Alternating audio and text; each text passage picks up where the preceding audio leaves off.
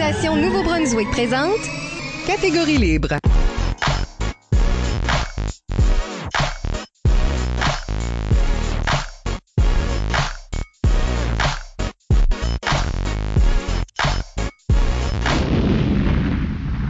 Bienvenue à Catégorie libre, l'émission qui vise à enregistrer des entretiens avec les improvisateurs et les improvisatrices du Nouveau-Brunswick pour faire un survol de leur carrière et de leur démarche artistique, mais aussi débattre les grandes questions qui entourent le jeu de l'improvisation. Au microphone, Isabelle Gauguin et à mes côtés, mon co-animateur, Michel Albert. Allô! Catégorie libre est une production d'improvisation Nouveau-Brunswick que vous pouvez écouter en version podcast sur Apple Podcasts ou Spotify ou avec Diaporama sur YouTube. Notre invité aujourd'hui est Éric Boum Boum Morneau. Oui, un des joueurs les plus remarqués de son époque et donc un des plus influents. Boum Morneau commence sa carrière en 1990 à la Cité des Jeunes AM Sormani et dès la 10e année est médaillé le plus utile de son équipe, une équipe qui l'aide à gagner la Gougoune dorée 3 fois d'affilée. Au niveau universitaire, il se joint immédiatement à l'équipe étoile de l'Université de Moncton, Campus Moncton, se rend chaque fois en finale à la Coupe universitaire d'improvisation avec celle-ci et se voit même nommé choix du public à la QI Laval 1994. Autant en tant que joueur que comme coordonnateur de la Ligue, Boum fait pendant ces années gagner beaucoup de popularité à la LICUM et rend les matchs de la Ligue des événements bien courus. Plus tard, il deviendra le premier néo-brunswickois à être accepté à l'École nationale de l'humour, deviendra membre fondateur de la Ligue d'improvisation du Madawaska à Lima, participera au tournoi Richard Terrien, comme invité spécial ensuite à la Ligue d'improvisation acadienne et plus récemment au match des anciens de la LICUM. Boum Morneau, bienvenue à l'émission. Hey, bonsoir tout le monde, bonjour. Je ne sais pas quand vous allez l'écouter, mais salut. Merci d'être ici. On parlera avec Boum de sa carrière et sa démarche artistique d'abord et dans la deuxième moitié de l'émission du concept de l'énergie. Énergie.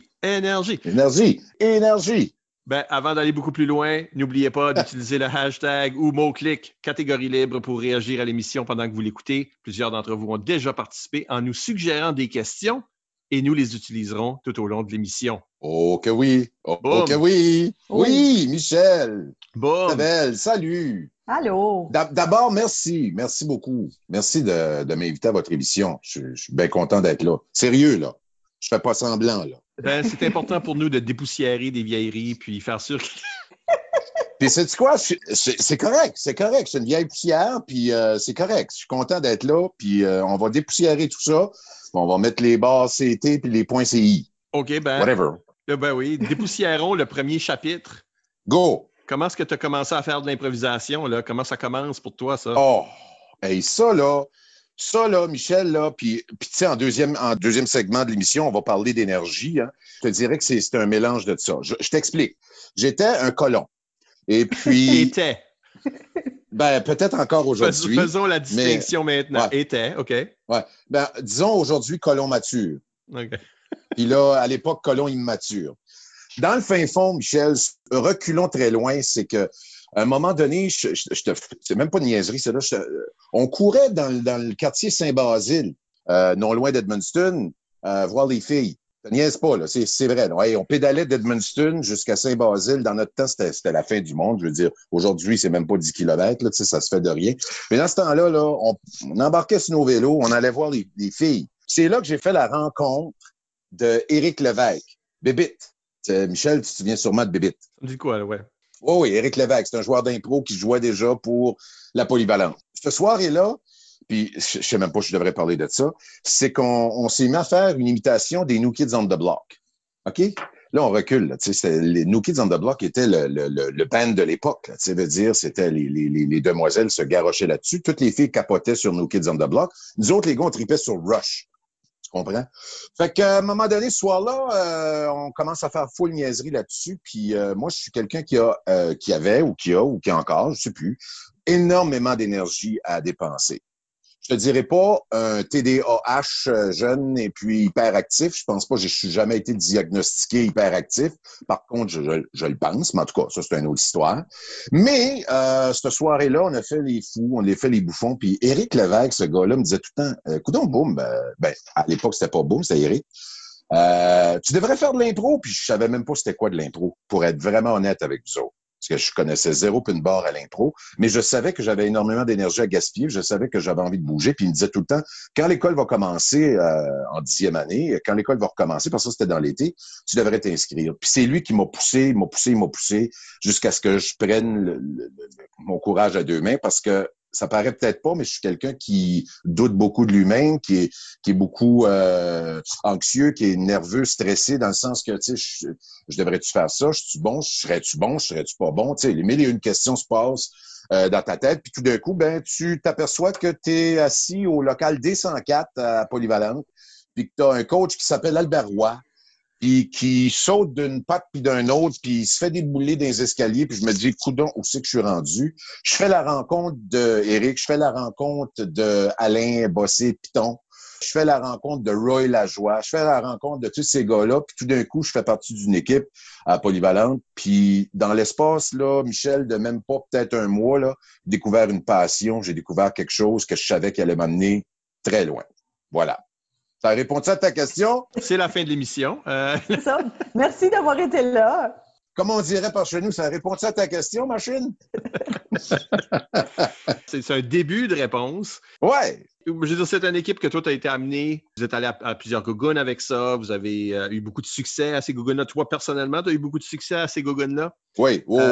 Étais-tu déjà boom dès ce premier tournoi-là, par exemple? Combien de temps ça prend avant qu'il t'appelle boom boom? J'étais boom au premier tournoi de la Gogoune dorée quand j'étais en 10. Par contre, le premier tournoi que j'ai participé à, c'est à Campbellton, à l'école Roland-Pépin, une espèce de petit mini tournoi. 4 équipes, je pense, qu'il y avait. Il y avait Dalhousie aux 80, il y avait Neguac, il y avait Edmundston, puis il y avait Campbellton. C'est là que, dans cette impro-là, que j'ai gagné quelques étoiles du match, là, je pense, là, quelque chose du genre. Mais le boom vient carrément, honnêtement, des pierres à feu. Les Flintstones, le personnage Boom Boom. C'est qu'à un moment donné, il y avait une impro, là, je me souviens plus trop du contexte, là, on recule de très loin, mais il y avait une impro à la manière des pierres à feu, quelque chose du genre, en tout cas, et j'ai joué le rôle de Boom Boom, et puis je levais tout le monde, puis je me garochais d'un bord puis de l'autre. Comme que tu sais, Michel, je suis un joueur qui était relativement très physique. Et puis Éric Lévesque, encore une fois, bébite, après ce tournoi-là, dans le petit cargo van de 10, 12, 15 passagers, s'est mis à m'appeler Boom Boom. Puis c'est demeuré. Puis avec les années, il y a un boom qui est sorti, puis là, finalement, il m'appelle Boom Morneau. Il n'y a pas de Boom Boom Morneau aujourd'hui, mais à l'époque, là, c'était vraiment Boom Boom Morneau. En arrière du chandail, c'était Boom Boom. Puis c'est là qu'on a commencé à dire, bon, on devrait se mettre des surnoms en arrière de notre chandail, puis tiens, c'est en partie de là. Ouais, ça semble une tradition à Edmundston, là, parce que tout le monde que oh tu nommes... My God, Michel. Non, arrêtons ça. Faut arrêter ça. On est en 2021. Faut arrêter de donner des surnoms.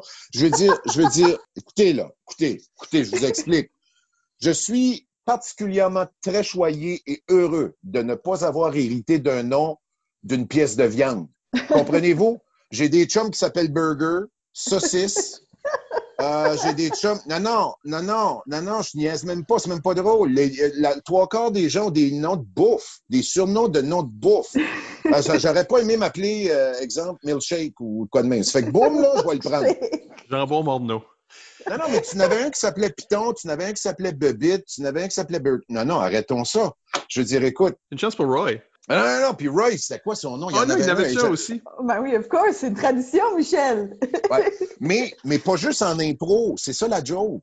C'est que je vais connaître un ingénieur qui travaille dans une firme ici, puis il y a un freaking surnom, ce gars-là aussi, là. Hey, il y a un gars, puis là, écoute, je m'enligne là-dessus, il s'appelle Le Joint. Ça fait longtemps. Non, j'allais à l'université de Moncton, puis il était là, puis il vient d'Edmundston, puis son père s'appelait Le Joint.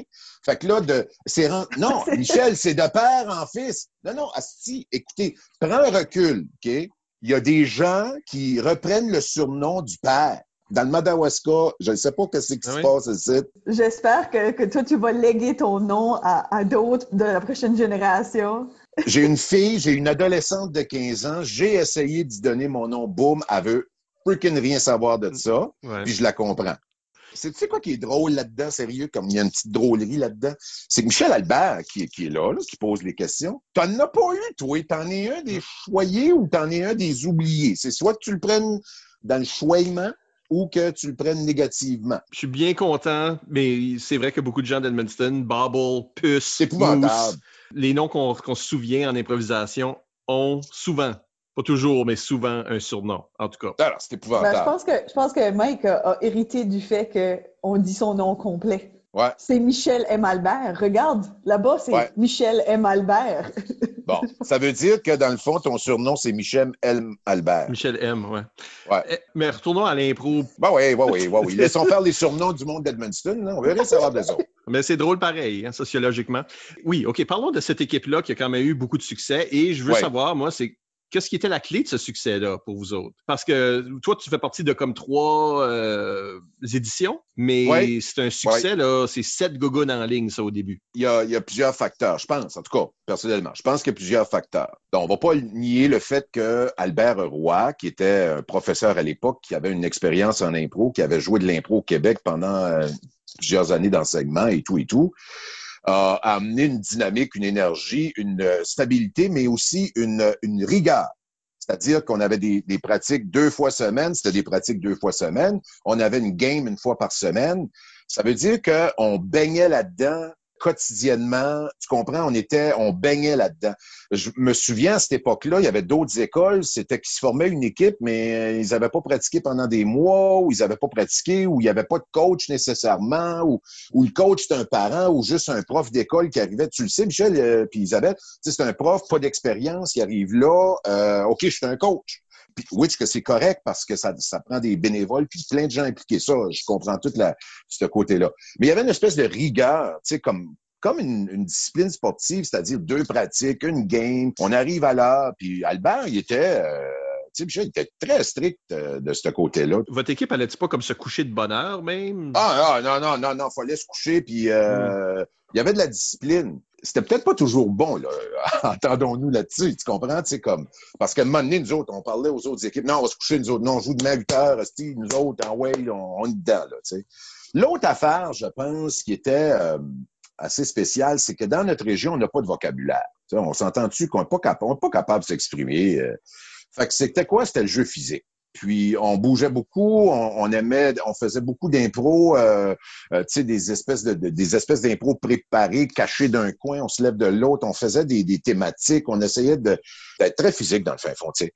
Puis Edmundston se démarquait beaucoup de par le jeu physique et l'énergie qu'on avait, versus peut-être d'autres équipes qui étaient beaucoup plus axées sur peut-être le vocabulaire ou peut-être le parler, peut-être le faire avancer une impro. Puis nous autres, bon, punch-up, on gagnait des impros comme ça. Je veux dire, je suis pas en train de dire que c'était la meilleure solution puis la meilleure approche. Mais je dis juste que ce qui faisait d'Edmundston, c'était que je pense que les gens avaient hâte de voir les joueurs d'Edmundston embarquer sa patinoire avec un niveau d'énergie, avec le style d'impro qu'on jouait, les différents personnages, on kickait, on sautait. Des fois, c'était poussé, je veux dire, c'était trop. Tu prends un recul, puis... Mais en même temps, ben c'est ce qui faisait qu'on se démarquait. Puis la discipline, je pense aussi.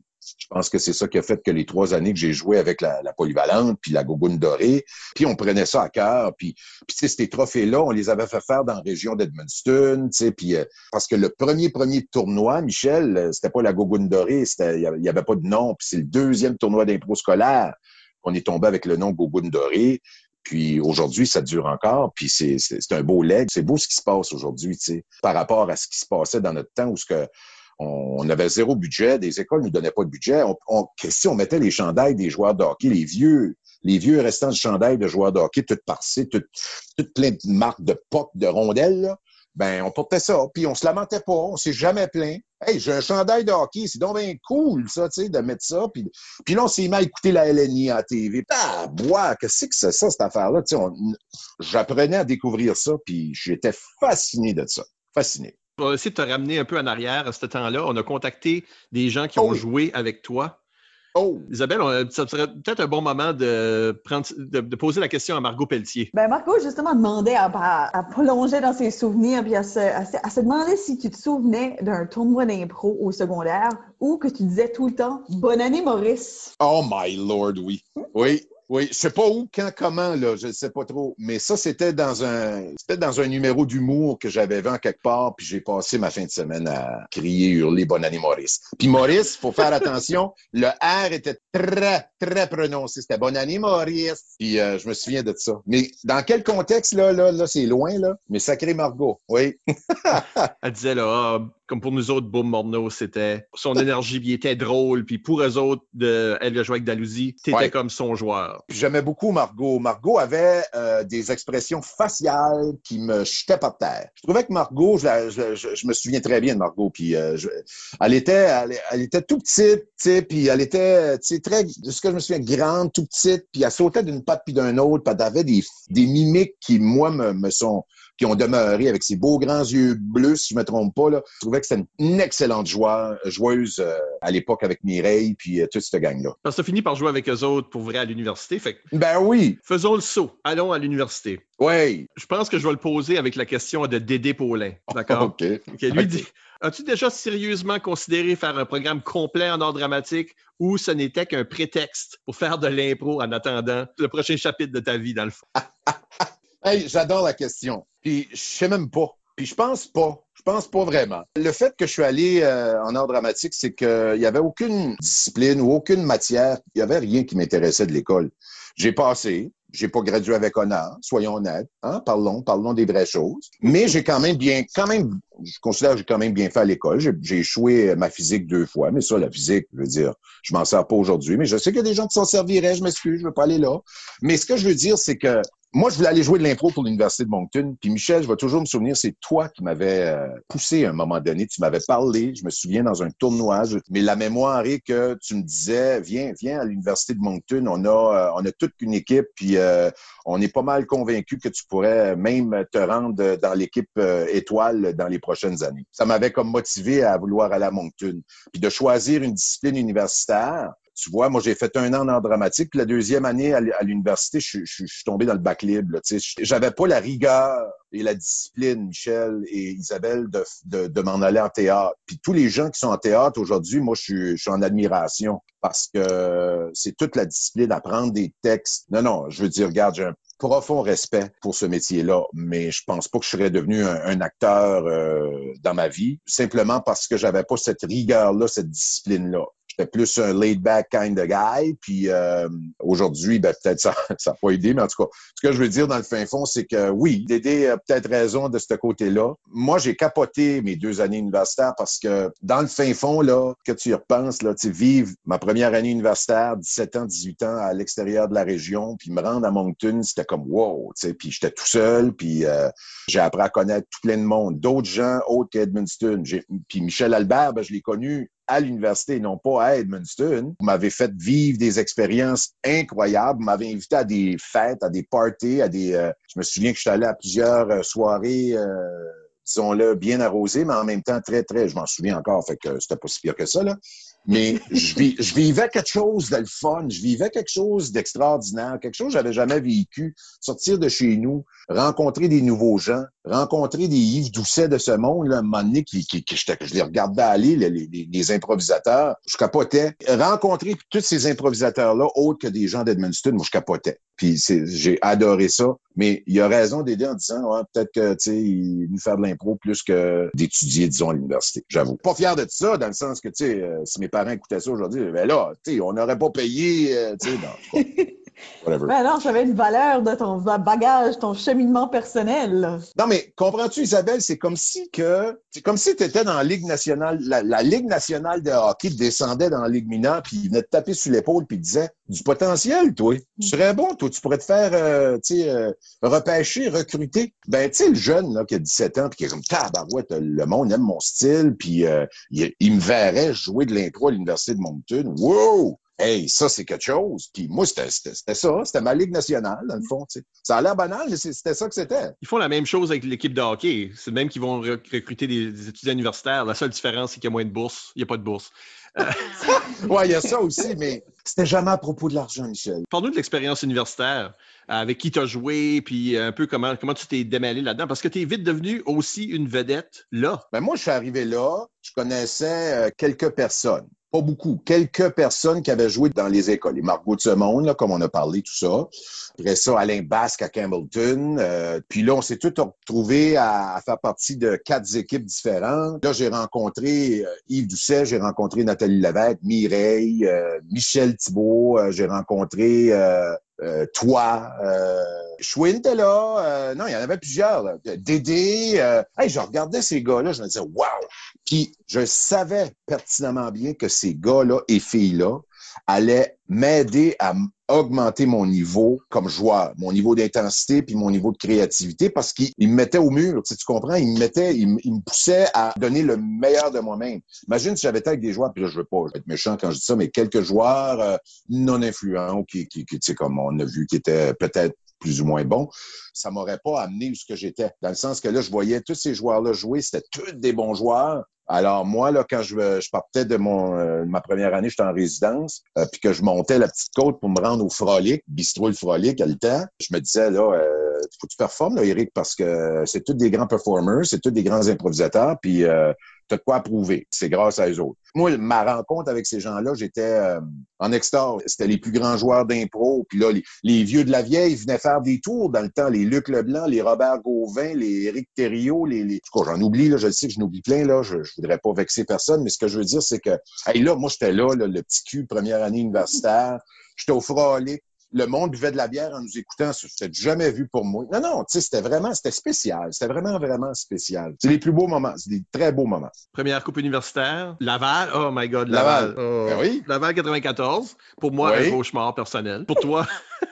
Les plus jeunes peut-être vont pas se souvenir de ça, mais ça a été quelque chose. Faut pas oublier qu'il y avait une espèce... Moi, je n'étais pas au courant de ça, mais à un moment donné, je l'ai appris assez rapidement. Une espèce de rivalité entre les universités québécoises et soit l'Université d'Ottawa ou l'Université de Moncton. En tout cas, il y avait eu de la rivalité dans le passé. Puis l'Université Laval attendait, comme on dit, de pied ferme l'Université de Moncton. Moi, je suis le petit cul de première année universitaire. J'ai tous les autres joueurs qui ont de l'expérience, qui ont du vécu. Puis que là, tout d'un coup, je me retrouve là-dedans, tu sais, puis on se rend en finale. Puis là, dans ma tête, je me dis, on gagne la finale, mais c'est fait. Moi, j'ai jamais perdu de tournoi de ma vie. Fait que je me disais, moi là, j'étais surconfiant. Je l'ai jamais vraiment dit à tout le monde, mais moi, j'étais surconfiant. Moi, je m'en allais de là avec la coupe universitaire, puis j'allais dire à tout le monde que ma première année universitaire, je gagnais la coupe. Malheureusement, c'est pas ce qui s'est déroulé, c'est que la pression a pris over à un moment donné, puis on a une joueuse, Nathalie, tout le monde connaît l'histoire un petit peu, je pense, hein, Michel? Nathalie qui s'évanouit là, plus capable. En tout cas, on est obligé d'arrêter le match, puis on revient, puis c'est égal, puis on a un impro à jouer pour gagner le tournoi, puis on perd cet impro-là. Puis je vais toujours me souvenir, Alain, puis Nathalie qui cède sous la pression. Cède sous la pression carrément. C'est live and learn à ce temps-là. Puis là, c'est là quand j'ai vu que Nathalie s'évanouissait, puis que là, c'est là que j'ai vu qu'on gagnait pas le tournoi. Mais comment est-ce que ton style playait au Québec? Est-ce que le Québec réagissait bien à toi? Je pense que oui. J'étais très physique, je pense que l'équipe misait beaucoup sur moi pour jouer des impros qui étaient sans son ou avec son seulement. Des impros où est-ce que c'était extrêmement physique. Ils savaient très bien que mon vocabulaire, c'était à chier, que j'allais pas... Non, mais soyons honnêtes. Tu sais, t'allais pas me mettre avec certains grands noms puis que j'allais débattre des sujets au niveau du vocabulaire. Je me serais fait clencher. Job à Yves. Et voilà. Comprends? Je pense que ce qui était intéressant dans l'équipe qu'on était à l'époque, c'est que chaque joueur avait une force, avait quelque chose, là, tu sais. Et puis, quand on tombait dans des mimiers, où on avait besoin des expressions faciales, où on avait besoin d'un petit clin-clin ouin-ouin qui faisait une apparition de 20 secondes, 30 secondes, puis qui se cachait dans le coin de la bande, puis qui avait un impact, veut pas, avec un petit 15-20 secondes qui faisait bifurquer, si tu veux, l'impro, puis ça allait ailleurs, là. C'était go, Eric, vas-y, go, boum, vas-y. Mes expressions faciales se démarquaient, puis mon jeu physique se démarquait beaucoup, puis mon énergie. Fait que je pense que c'est là que j'ai eu une certaine appréciation de d'autres équipes. Je pense, en tout cas. Puis je dis ça de façon très humble, tu sais, veut dire, puis ça m'a amené à recevoir des mentions puis des prix déjà en partant par rapport au public, les choix du public, des choses comme ça. Fait que je sais pas. Des fois, on pose pas de questions. On fait quelque chose, ça marche, mais ça marche, tu sais. Puis on continue là-dedans. Quand même choix du public à cette première cuit-là. Donc oui, on peut dire que le public t'a apprécié Oui. J'étais très honoré, puis j'étais très, très content de ça. Puis c'était agréable, malgré le fait qu'on n'avait pas gagné la QI. Moi, j'aurais préféré gagner, évidemment, le grand trophée. Mais Colin, tu sais, on avait bien joué, puis beaucoup de pression. Hey, il y avait beaucoup d'équipes. C'était grandiose, cette salle-là. Moi, j'ai capoté. C'était une salle des 4 façades, tu sais. Ça avait été aménagé expressément. Tu sais, je me souviens d'avoir fait le 2e tournoi l'année suivante à Sherbrooke, où on était dans une cafétéria, puis que c'était un petit peu à désirer, tu sais, versus l'autre, que c'était comme, my goodness, on est dans... Je me pensais dans la LNI, guys. Je me pensais dans un méga tournoi. C'était rempli à craquer. La LNI avait venu jouer un match avec nos étoiles aussi, donc oui, il y avait ce feeling-là là, que... Oui, puis Yves avait joué avec son idole, puis tu sais, veux pas, tu sais... Moi, c'est des moments comme ça, je me souviens de ça, Michel. Tu sais, des fois, tu te dis, je me souviens de mes moments. Mais pas tout à fait. Je me souviens de d'autres moments. Je me souviens de la face à Yves. Je me souviens de Yves. Comment est-ce qu'il était heureux et content d'avoir eu l'opportunité de jouer avec les grands de la LNI. Puis pour ça, moi, j'avais pas été choisi, mais j'étais pas déçu de ça. J'étais content pour Yves. Tu sais, Yves vivait quelque chose d'exceptionnel. Puis c'était un peu ça. C'était de voir tous les autres joueurs s'épanouir. C'était de voir tous les autres joueurs être créatif. Puis moi, là, j'idolisais même mes coéquipiers. Fait que, tu sais, je pense que c'est ça qui faisait que ça marchait, dans le fond. Si tu étais un petit cul cette première année-là, la deuxième année, tu es tout d'un coup coordonnateur de la Ligue. Là. Oui. Tu es capitaine d'une équipe, tu es coordonnateur de la Ligue. Évidemment, tu feras encore partie de l'équipe étoile. C'est une montée fulgurante? Ouais, peut-être trop des fois quand tu prends un recul à ça. Mais ça a monté vite. J'ai gagné le respect de plusieurs, dont les gens du socioculturel pour me donner l'opportunité de devenir coordinateur des matchs d'impro puis de tout ce qui se passait un peu durant. Puis je vais te dire, je mettais 3 fois plus d'énergie là-dessus que sur mes cours. Là, ça fait que, en tout cas. Non, ce qui est surprenant dans ton trajet, c'est que, règle générale, dire ça comme ça, là, sans viser personne, puis en tout cas, les gens mettront le chapeau qu'ils voudront, mais souvent, les gens qui deviennent coordonnateurs et qui font un bon travail à ce niveau-là sont plus du monde de soutien. Ils sont des gens qui sont plus dans l'organisation, qui sont plus officiels souvent. Puis leur intérêt dans l'impro dépasse le jeu comme tel. Tandis que des joueurs, surtout des joueurs étoiles et vedettes, c'est plus rare qu'ils deviennent coordonnateurs et encore plus rare qu'ils deviennent bons coordonnateurs où ils ont du succès en organisation, pas juste en jeu. Mais toi, t'es en train, tu fites les deux, là. Ah, mais moi, je mangeais de l'impro, là. Je veux dire, écoute, là, on allait chercher des fonds, puis on avait tu sais, comme on avait fait faire des nouveaux shirts à l'époque. Je veux dire, moi, j'adorais ça, puis j'en mangeais, là. J'écoutais ça à la télévision. J'avais des vieilles VHS, des vieilles cassettes VHS. On se faisait des soirées sociales. On allait prendre une bière et des amis dans l'appart à un, pas l'autre. On ne parlait que de ça. On se faisait des parties d'impro. Je me souviens de m'avoir, tu sais, tu te souviens de l'époque où je me suis retrouvé dans un banc de neige graissé de moutarde puis de beurre de pinot. Mais ça, je veux pas en parler. C'est que... Ça donne bien, je m'en souviens pas. Ouais, c'est ça. Puis... C'est bon. Puis Reg va s'en souvenir. Puis ça me dérangeait pas de mettre du temps les soirs pour coordonner les équipes, puis coordonner les soirées au Frolic, puis coordonner tout ça. Je prends un recul des fois, puis je me dis, Colin, je faisais tout ça, puis en même temps, je jouais autant avec la même intensité, sinon plus. Fait que j'étais capable de jongler les deux. Ça veut pas dire que c'est la bonne approche, là, comme tu dis, des fois, mais j'ai réalisé que j'étais capable de jongler les deux, puis je l'ai fait pour la 2e année universitaire. Tu ne juste pas jongler les 3 si on aurait compté tes études. Oui, c'est ça. Ben ça, c'est lié à la question à Dédé Paulin. Il dit, tu as joint la LICUM dans une des pires années côté succès populaire. Il y avait seulement 2 équipes, les salles étaient presque vides.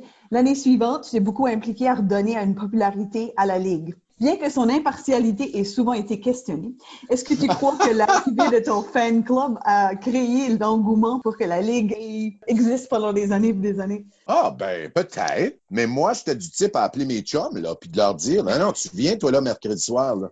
C'était-tu le mercredi ou le lundi? Je me suis dit, attends, Ça devait être encore le lundi, ce temps-là, ouais. C'était lundi.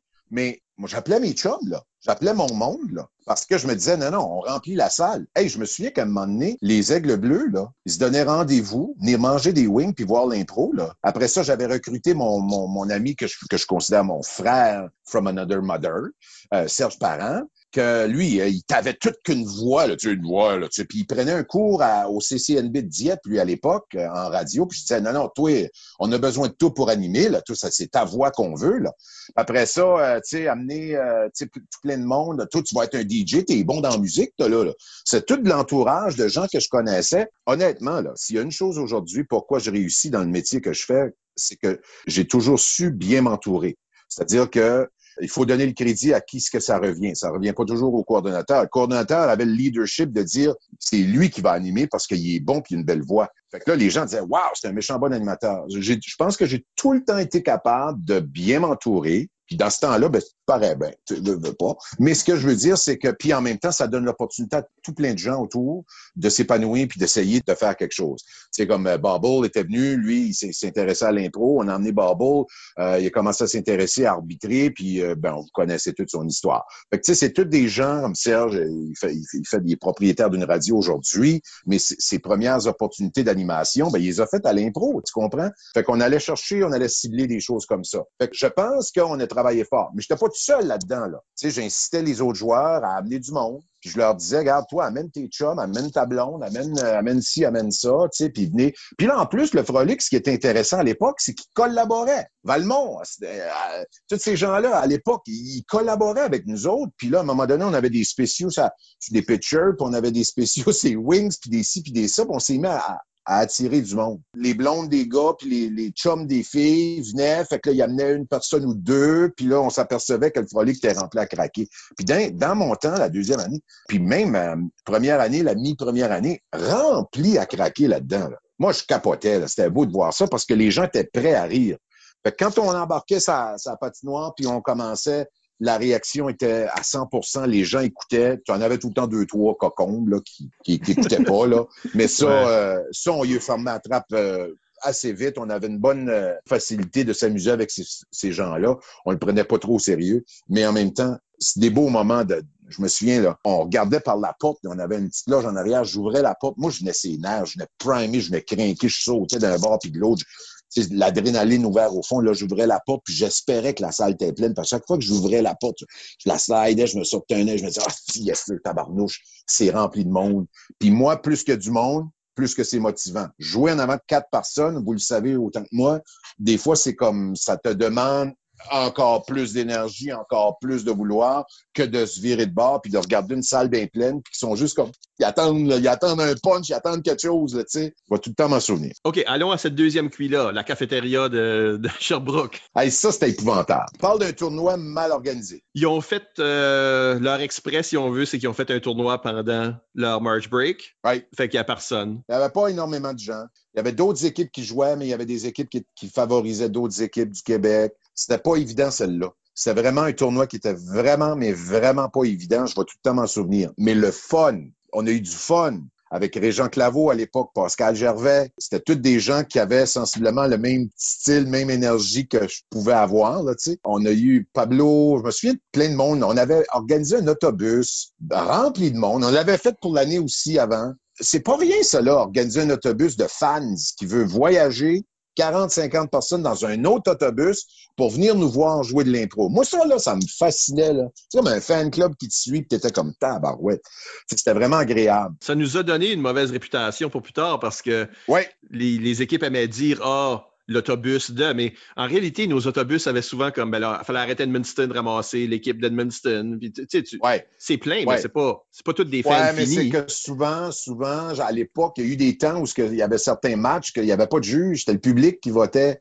Puis là, à ce moment-là, ben, ils se sentaient que parce que, pas ma faute si ton tournoi est mal organisé, puis que tu n'es pas capable de remplir ta salle, puis que nous autres, on l'a rempli pour toi. Voilà. Tes deux QI avaient des juges, ça je peux le dire. Ouais. Tes deux QI avaient des juges, fait que... Mais le public comptait pour beaucoup. Si on était divisé, ben on gagnait l'impro, tu comprends? Fait que ça frustrait du monde. Puis à Sherbrooke, s'il n'y a pas de public parce qu'on est pendant leur congé, ben il y a juste le monde que d'autres mondes ont amené. Fait que, Et voilà. Puis on a quand même perdu cette QI-là par un point. Là. C'est la même histoire que l'année d'avant. Carrément la même chose. Il n'y a personne qui s'est évanoui ou qui a eu une crise de panique pendant une impro, là. Mais on l'a échappé. Mais je vais me souvenir, j'étais déçu, mais pas déçu. Ils la méritaient. Ils avaient joué une meilleure impro à la fin de tout ça. Puis, à un moment donné, tu sais, veut dire, comme on dit dans le jargon, it is what it is. Mais ça a été une belle finale, pareil. J'avais quand même bien joué, moi, dans ce tournoi-là aussi. Puis, je pense que les gens avaient apprécié. Je me souviens qu'on avait eu de très bonnes impros à travers de ça. Et puis, mon jeu avait demeuré physique, puis je pense que les autres équipes s'en souvenaient. Fait qu'ils s'organisaient pour envoyer des joueurs qui étaient autant physiques que moi. C'est ça qui me faisait rire beaucoup, parce qu'à un moment donné, puis dans ma tête, je me disais, tu seras jamais plus physique que moi, toi. Puis je partais, moi. Mais j'essayais de me motiver, crinquer, tu sais, parce que des fois, tu regardes l'autre bord, tu dis, ah, il envoie ce gars-là qui est hyper performant, puis qui est hyper physique comme moi, parce que, tu sais, il y avait de la stratégie, là, à un moment donné, là, tu sais, puis c'était le fun. Puis d'une façon, c'est flatteur qui ont remarqué ton jeu assez pour décider comment le contrer. Ouais. Non, tu sais, puis c'est ça que c'est, tu sais, comme... on le faisait nous autres aussi, des fois, tu sais, quand on avait une impro dramatique, une impro chantée, une impro rimée. Envoyez pas Éric Beaumont faire une rimée, pas de vocabulaire, il est pas capable de, tu comprends? Fait qu'on avait chacun nos forces, puis là, comme on envoyait lui, parce qu'on savait qu'il pouvait bien jouer avec ce joueur-là dans l'autre équipe, puis c'était pas nécessairement non plus pour planter, pour essayer de prendre le dessus, mais quand il y avait une belle collaboration de deux joueurs, c'était beau de les laisser aller, tu sais, puis de s'épanouir là-dedans, puis regarde, le vote, c'est le vote, mais en fin de tout ça, si on regardait l'impro, puis, hey, je me souviens qu'à Québec, l'année d'avant, Michel, puis t'étais là, on avait des standing ovations pour des impros, des fois, là. Puis, tu sais, c'était comme, wow, on vient d'avoir un standing ovation, là, tu sais. C'était bien. Est-ce que tu aurais continué à l'UDM si tu n'avais pas rentré à l'école de l'humour? Ah, ben oui, mais à un moment donné, il aurait fallu que je me branche, académiquement parlant, tu comprends? Tu sais, j'avais 2 années universitaires de fait, ma 2e année universitaire était un petit peu meilleure que la première année. Puis ça, je pense que c'est comme ça pour tous les universitaires. Je pense, en tout cas, je sais pas. Mais c'est sûr que j'aurais continué à jouer de l'impro. Si j'avais été 4-5 ans à l'université, j'aurais continué à jouer de l'impro. Ça, c'est garanti. Fait qu'à la place, ça prend un peu de temps, tu vas à l'école de l'humour, tu fais un peu carrière dans ce sens-là pour un petit bout. Oui. Et pour revenir reconnecter à l'impro, là, tu fais partie de ces premiers joueurs-là qui font partie de la Ligue d'improvisation du Madawaska. Oui. On ne sait pas grand-chose à propos des origines de cette ligue-là, nous autres. Fait que je te laisse aller avec ça, là. Ben, dans le fin fond, Michel, Isabelle, c'est que moi, à un moment donné, tu sais, regarde, on se fait pas de cachette. T'sais. Aujourd'hui, l'humour a une plus grosse place. Je te dirais que l'Acadie a une belle place en ce moment. Mais je te dirais qu'en 1994-95, à part Luc Leblanc qui avait fait un numéro à un moment donné à Juste pour rire, puis l'ensemble vide. Éric puis Gérald avaient gagné le concours, eux autres. On voyait pas grand humoriste de l'Acadie, puis il y en avait pas des comedy clubs. Il n'y en avait pas. C'est soit que tu allais à Juste pour rire ou que tu faisais du corporatif. Mais quand tu sors de l'école de l'humour puis tu es une dizaine, ben t'en as 3-4 qui se démarquent. Puis tu sais, j'étais pas dans les 3-4. C'est correct. Je veux dire, on peut pas tout être au top. Puis à un moment donné, fallait que je travaille, fallait que je fasse quelque chose. Je suis revenu au Nord-Ouest, on m'avait offert un poste en radio. TQ, 21 ans, je pensais, OK, il va faire de la radio. Moi, j'aime ça, moi. Puis, à l'école de l'humour, il y avait un segment ou quelques cours qui étaient beaucoup axés sur la radio. Oh. L'humour en radio, puis animé à la radio. Puis, on dirait que je m'étais intéressé à ça sans le vouloir, parce qu'on n'avait pas d'opportunité d'aller faire des numbers de 5 minutes, 10 minutes, 15 minutes dans des bars ou dans des comedy clubs comme aujourd'hui. Ceci étant dit, je fais de la radio. 97 à peu près. À un moment donné, Michel Edoux, Michel McSween, tous ces noms-là, ces grands-là, ils ont joué dans des culs, eux autres aussi, mais pour l'Université de Moncton. Michel Edoux a joué pour l'Université de Moncton, Campus Edmundston et Campus Moncton. Fait on s'est jasé, parlé, bubble, tout le monde. Puis on a décidé qu'on voulait faire des matchs d'impro au Costigan. C'était une discothèque, une boîte de nuit. Puis un soir semaine, on allait rassembler les gens, puis on allait faire de l'impro. Puis ça s'appelait La Machine. On avait réussi à mobiliser assez de joueurs pour former 2 équipes. Et puis on jouait une fois semaine, juste pour... Puis on se prenait pas trop au sérieux, Michel. C'était pas la grosse affaire. C'était c'était tous des anciens joueurs de différents, soit de campus universitaires ou au niveau secondaire, qui avaient envie de sortir de la maison un peu, puis se dégourdir, puis se lâcher lousse. Puis on l'a fait, puis on a eu du public beaucoup. Et puis, c'est sûr que on est tous des bénévoles maintenant, quelque part là-dedans, puis on a toutes des obligations, puis du travail, puis des familles, comme ça commence tranquillement, pas vite. Puis à un moment donné, c'est un peu tombé un petit peu à l'oubli. Mais on a eu plusieurs bonnes années d'impro ici au Madawaska. Puis les gens à Madawaska, puis Michel, je sais que tu sais, puis je pense bien Isabelle aussi, c'est que les gens en mangent de l'impro ici. Les gens aiment ça. Les gens veulent rire. Puis c'est le même partout, mais on dirait qu'au Madawaska, les gens savaient que originalement, là, au tout début, qu'on gagnait beaucoup de gogoons dorés, puis on gagnait beaucoup de tournois. Donc, pour eux autres, le public en général se disait « Ah, le monde d'Edmundston, c'est des gros joueurs d'impro. » Puis il y a eu de grands noms, là. Tu en as nommé plusieurs tantôt, là.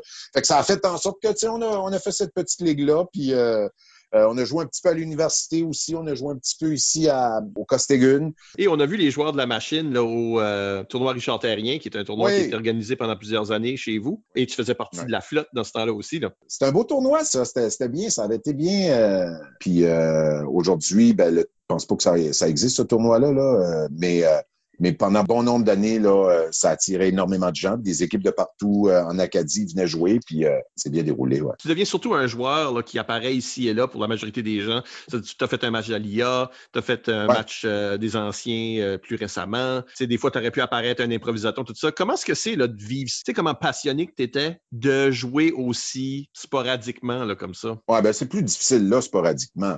Mais moi, je le fais quand on me lance l'invitation, puis que je suis disponible, puis que je peux me déplacer ou y aller. Moi, ça me fait plaisir. Ça fait en sorte que, tu sais, des fois, on se dit, ah ben, Colin, ils se souviennent de quelques niaiseries que j'ai faites à l'époque, puis je trouve ça gentil, chaleureux, tu sais, comme de me lancer l'invitation à participer là. Puis il n'y a pas de pression, puis il n'y a pas de...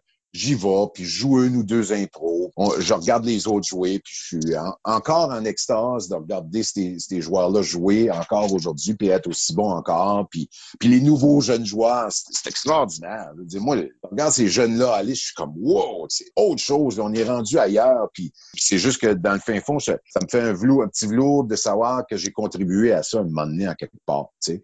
Fait que quand on me lance l'invitation pour aller jouer un petit tournoi, un match, puis que je suis disponible, ça me fait plaisir, puis j'y vais, mais j'ai moins la pression, puis moins le côté que j'ai déjà connu, le côté, disons-le, un peu compétitif de vouloir performer au plein maximum, puis de donner tout ce que tu peux donner. Là, j'y allais juste par « on m'a invité, c'est le fun, puis je vais aller voir les autres joueurs. Ça fait longtemps que j'ai pas parlé à Michel, que j'ai pas parlé à je sais pas, Yves Doucet, Luc Leblanc, tu sais, puis d'apprendre à connaître des jeunes joueurs, comme quand je suis allé à Moncton, on a fait un match d'anciens avec des nouveaux, puis là, j'ai appris à connaître certains nouveaux jeunes joueurs qui se sont démarqués dans les, 10 dernières années, puis que tout le monde disait « Hey, ce joueur-là, il est bon », puis là, je les regardais jouer, puis je suis comme « Wow! » Ça me donne même, moi, l'opportunité d'aller voir d'autres joueurs d'impro quand je reçois ces genres d'invitations-là. Tous les réseaux sociaux sont le fun pour ça, on peut reprendre contact ici et là, mais sinon, tu sais, on se voit pas. Fait que c'est toujours le fun de se revoir. On arrive à la portion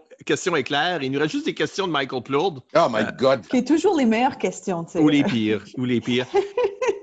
Il demande d'abord, est-ce que c'est vrai qu'il y avait des impros à la manière de Boom Morneau à tous les 2-3 semaines pendant ton séjour à la Légume? Je pense que oui. Tu penses que oui? Voyons donc, j'arbitrais. Il y a no way!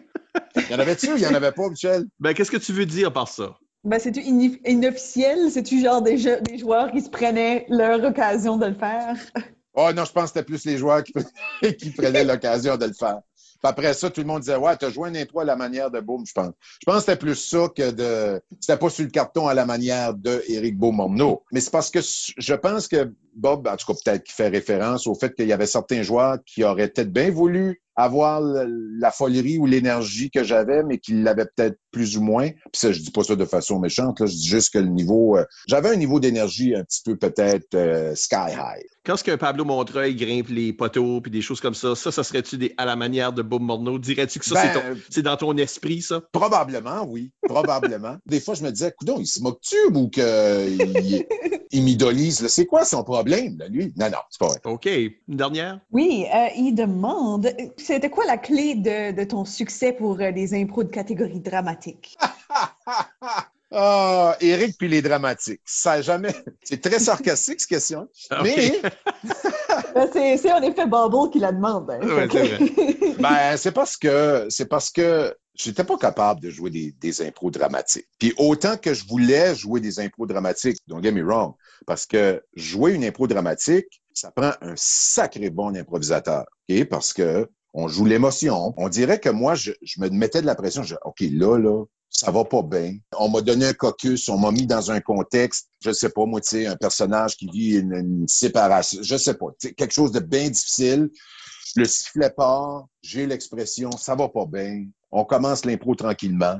Et puis là, j'essaye d'être dramatique puis de faire une réaction puis tout le monde fait en rire. Puis ça fait que j'ai jamais été capable de faire une dramatique parce que Colin, à chaque fois que j'avais une réaction ou une expression, ça faisait rire les gens ou ça faisait rire l'équipe, l'autre improvisateur ou le public en général. Fait que dans le fin fond, je sais que ce que Bubble veut dire là-dedans, c'est que, disons que faire des dramatiques pour moi, c'était pas ma tasse de thé. Puis on en avait dans les équipes de l'époque, les Nathalie Lévesque, les Alain Basque, ils étaient capables de jouer vraiment l'émotion. Puis au point où ce que des fois tu devenais émotionnel sur le banc, tu avais pratiquement une larme à l'œil tellement que c'était comme tabarouette, il est venu me chercher, lui, ce gars-là ou cette fille-là. T'sais. Moi, je voulais faire ça. J'aurais aimé ça. I guess que c'était pas dans ma palette. Penses-tu que peut-être à cause que le public s'attendait tellement à de l'humour puis du grandiose qu'on dirait qu'il y avait la misère à accepter le côté dramatique? Je crois Isabelle Fort, probablement. T'sais, je m'ai jamais vraiment posé cette question-là dans le sens de pourquoi là? Pourquoi c'est pour faire brailler quelqu'un? Mais je pense que oui, je pense que c'est ça. J'arrivais tout le temps rempli d'énergie, sautais sur un bord puis de l'autre, puis là, tout d'un coup, d'une minute à l'autre, il faut que je me tape une dramatique puis que j'essaie de convaincre le public que l'émotion, là, tu sais, d'amener l'émotion. On dirait que le public le voyait pas, là. Il disait « Yeah, right, ben oui, tu sais. » Non, non, c'est ça, saute off un arbre. Oui, saute à bas, là, puis il roule 3, 4 fois, là. On a mieux ça que tu nous fasses brailler. I guess. Je sais pas. Quelque chose du genre. Tu mentionnes ton énergie dans ces moments-là. Je pense que c'est un bon temps pour transitionner vers la deuxième partie de l'émission. On va prendre une légère pause. Au retour, on parle de l'énergie avec Éric Boum Boum Morneau. À tout de suite.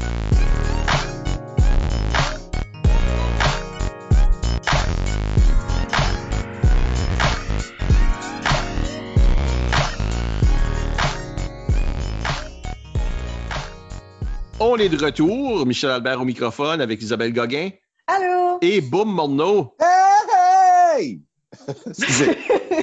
c'est comme si tu étais trapped dans une room quelque part. Ouais. Je pense que j'étais là pendant la pause, là, tu sais. Alors, Boum.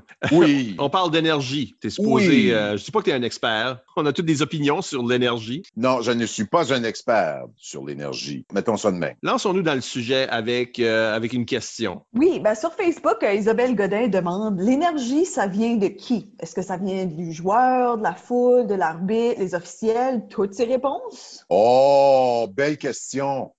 Je dirais toutes ces réponses. Parce que c'est plus simple. Non, mais sérieusement, je pense que l'énergie, à la base, vient de la personne que tu es, là. Ça n'a pas rapport avec si c'est un problème d'hyperactivité, là. C'est l'énergie que tu mets dans le jeu d'impro, que ce soit dans ta discipline, ta rigueur, dans n'importe quoi que tu fais, ou dans l'observation des autres impros, dans tout. Selon moi, à un moment donné, tu vas piger de l'énergie dans tout. Après ça, l'énergie, je veux dire, regardez les matchs d'impro que vous avez vus, où ce que c'est, puis je veux pas être méchant quand je dis ça, OK, parce que je voudrais pas, dans certaines organisations, il manque tout plein d'affaires. L'énergie vient dans tout, dans le sens que même la musique qui joue durant les matchs, même l'animateur dans la soirée, l'ambiance, l'éclairage, la musique, les spotlights, c'est carrément différent de jouer dans une arène où c'est sombre, il y a des spotlights, qui c'est rempli à craquer, versus une salle dans une cafétéria qui fait bien clair, puis qu'on entend la petite madame laver la vaisselle dans le fond, là, tu sais. Tu perds de l'énergie. Toute l'énergie vient, selon moi, avec l'ensemble de tout ça. C'est pour ça que je dis toutes ces réponses, parce que l'arbitre a un énorme rôle à jouer, parce qu'il start le spectacle, fait qu'il amène son énergie à lui, ne serait-ce que, même si on pense qu'il n'y a pas d'énergie parce qu'il joue son rôle, mais il a l'énergie parce qu'il est dans son rôle. Tu regardes l'arbitre, tu regardes les équipes, tu regardes le public, tu regardes l'environnement, la musique, l'animateur qui motive le monde. Fait que tout ça, là, tu prends tout ça ensemble, là, puis tu mets tout ça ensemble, là. Puis si t'as pas d'énergie, là, ben, c'est aussi mieux de rester chez vous après ça. Parce que la manière que t'en parles, on pense énergie, on pense hyperactif, quelqu'un qui bande ses murs, puis ça, c'est fatigant. Ouais. T'sais, mais la manière que toi, tu es en train de le décrire, c'est que tu parles de l'énergie comme quelque chose que j'appellerais de la concentration. Oui, ça se peut. Que ton énergie est mise ouais. à profit d'une façon dirigé. Ouais. Tu sais, il n'y avait pas un joueur pareil, Michel, hein? Puis encore aujourd'hui. Je veux dire, il peut y avoir un joueur que tu le vois, il est planté de bout là, il attend. Moi, là, j'avais pas la même énergie qu'un Yves Doucet, par exemple. Yves était très calme. Oui, il sautait sur une patte sur une autre, là, juste avant d'entrer au jeu, là. Il était pas Éric Morneau, le tannant, qui saute d'un bras à Michel, puis saute d'un bras à l'autre, puis qui crie, puis il est loud. Puis j'étais loud, là. Puis j'étais encore loud. Loud! Mais ce que je veux dire, c'est que cette énergie-là, il n'y en a pas un qui la véhicule ou qui la vit de la même manière. Mais ça prend cette énergie-là pour jouer le jeu, là. Si t'as pas d'énergie, si t'es pas dedans, si t'as pas l'encouragement de la foule, si t'as pas l'énergie de la foule, si t'as pas l'énergie de tes coéquipiers, si t'as pas l'énergie de l'entraîneur, l'énergie de l'animateur, l'énergie de l'éclairagiste, l'énergie du soundman, tout ce monde-là amène une énergie. Tu mets ça ensemble, là, ça fait une belle boule d'énergie, je trouve. C'est là que tu vas puiser toutes tes ressources, puis tes idées, puis ton niveau d'adrénaline. Faut que tu la gardes très haute tout le long du jeu. Parce que souvent, ce qui arrive, j'ai vu des improvisateurs perdre une impro ou deux, puis tu le vois dans sa face, tu le vois dans son jeu, tu le vois dans son mouvement, que son énergie vient de dropper de moitié, puis il est plus dedans. Il est plus dedans, il est plus là. Puis à ce moment-là, ben, tu dis, il est plus là, il est plus dedans, ça vaut-tu la peine de continuer à jouer pendant que l'autre joueur à côté, lui, son niveau d'énergie est up, puis il est dedans, puis il continue, tu sais. Je pense que n'importe qui a déjà joué un match d'impro où est-ce qu'il n'y avait pas de musique, puisque comme la technique le permettait pas, ou il y avait un problème technique, puis la musique marche pas, mais il faut jouer parce qu'on a un horaire. Puis c'est extrêmement difficile, ces matchs-là. Puis c'est difficile pour tout le monde. C'est difficile pour les joueurs, c'est difficile pour les officiels, c'est difficile pour la foule. Juste parce qu'un élément manque, tout d'un coup, exactement comme tu dis, il y a un gros pourcentage de cette énergie-là qui est complètement disparue. Puis je trouve ça intéressant de dire que comme chaque personne contribue à une telle somme, puis même si ces personnes-là contribuent le 100% eux, si le reste des autres entités fournissent pas au moins un pourcentage, qu'on le sent pareil. Oui.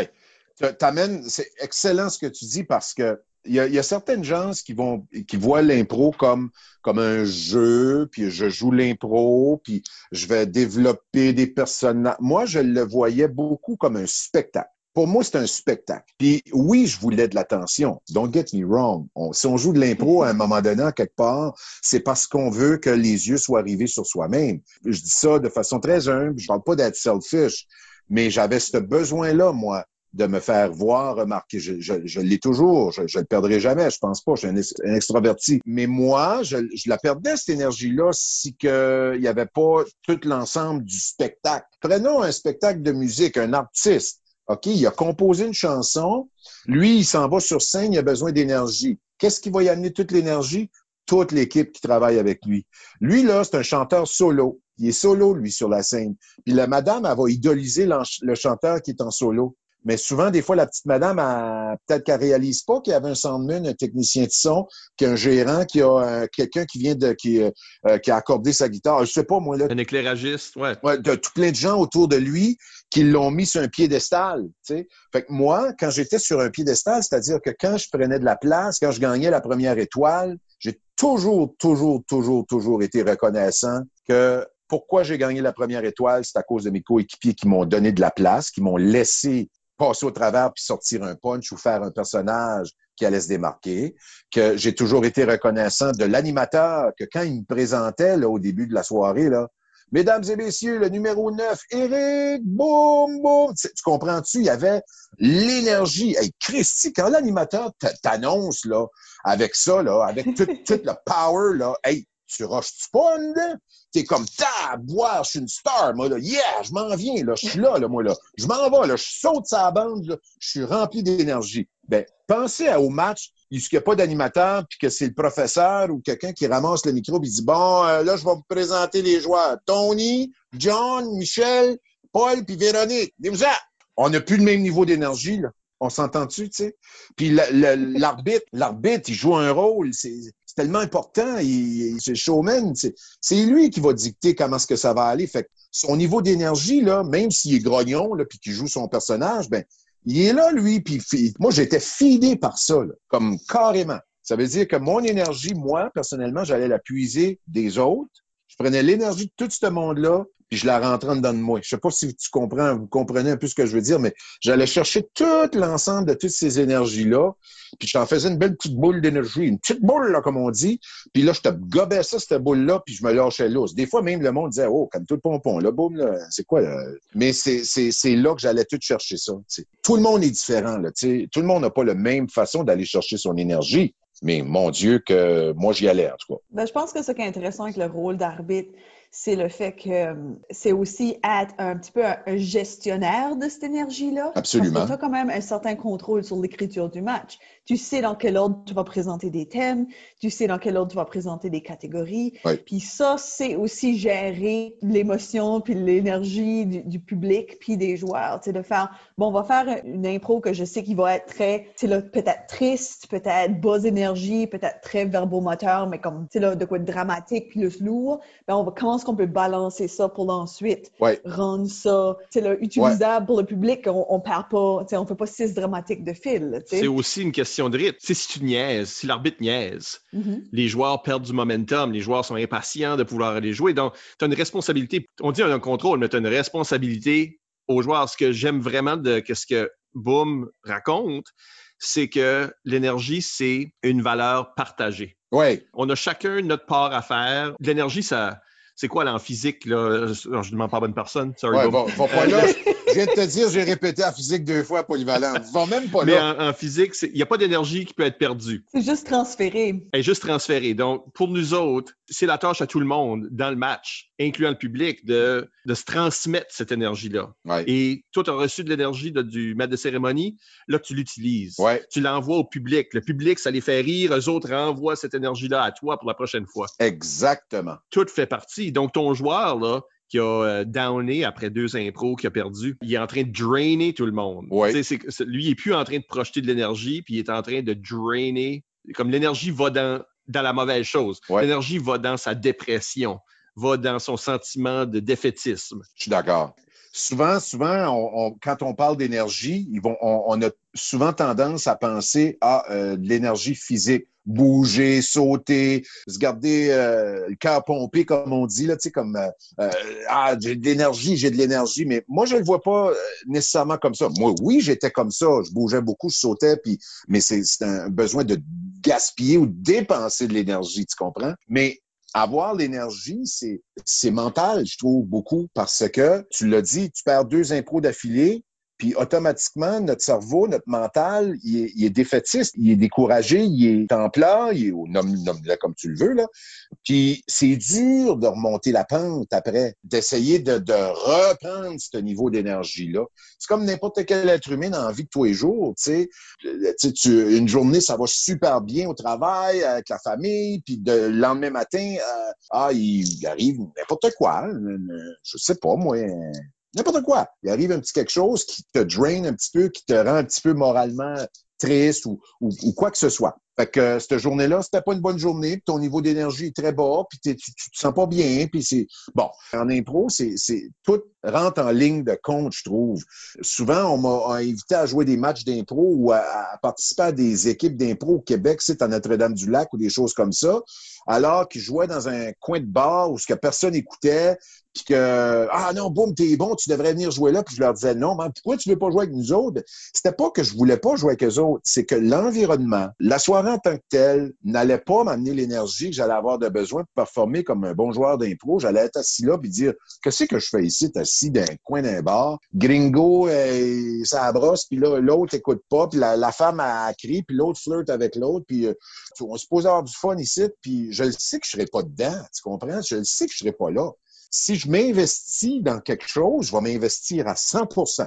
Je vais y aller puis je vais me donner. Mais ça, j'ai tout le temps su puis apprécié que l'improvisation, souvent, des fois, on va jouer des impros solo, tout seul, puis on se démarque, puis la personne que je suis va se démarquer d'un autre peut-être, mais en bout de ligne, c'est tout le travail de tout le monde. tout le monde qui fait le show. C'est tout le monde qui amène l'énergie. Puis si que ça a bien fonctionné ce soir-là, là, ben c'est à cause du gars qui a mis le son, c'est à cause du gars qui a animé. Puis là, je dis gars, là, mais je généralise, mais je veux dire fille-gars qui a fait une contribution à la soirée ou à la journée, qui a monté le niveau d'énergie jusqu'à un certain niveau, qui a fait que en bout de ligne, les spectateurs sont partis à la maison hyper contents. Puis eux autres aussi remplis d'énergie, tu sais. C'est un peu de même que je vois ça. J'aimerais voir le graphique, là, où est-ce que les flèches. Ouais. Parce que, comme avoir beaucoup d'énergie puis pas savoir où la dépenser. Tu sais, les joueurs, que c'est juste comme, ils parlent trop vite, on sait pas qu'est-ce qui se passe, ils tournent en rond, ils amènent rien, mais tu dirais, il y a de l'énergie sur scène, mais cette énergie-là donne rien, et pas transmis au public. Elle est mal canalisée, mal utilisée, mal...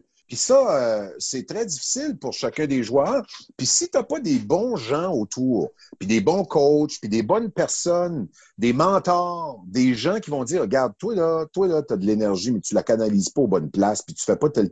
Moi, je me suis fait ramener à ma place plus qu'une fois, Michel. Tu le sais, puis tout le monde le sait. À un moment donné, c'était comme, garde, t'es too much, t'es là. Michel McSween m'a déjà ramené à ma place. May he rest in peace. Je vais te dire de quoi.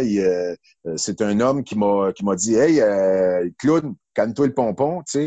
Puis ça m'a fait réaliser qu'à un moment donné, ben, avoir de l'énergie, ça veut pas nécessairement dire de sauter sur une patte puis sur un autre puis de taper sur le bord de la bande jusqu'à temps que tu ailles la main en sang, là.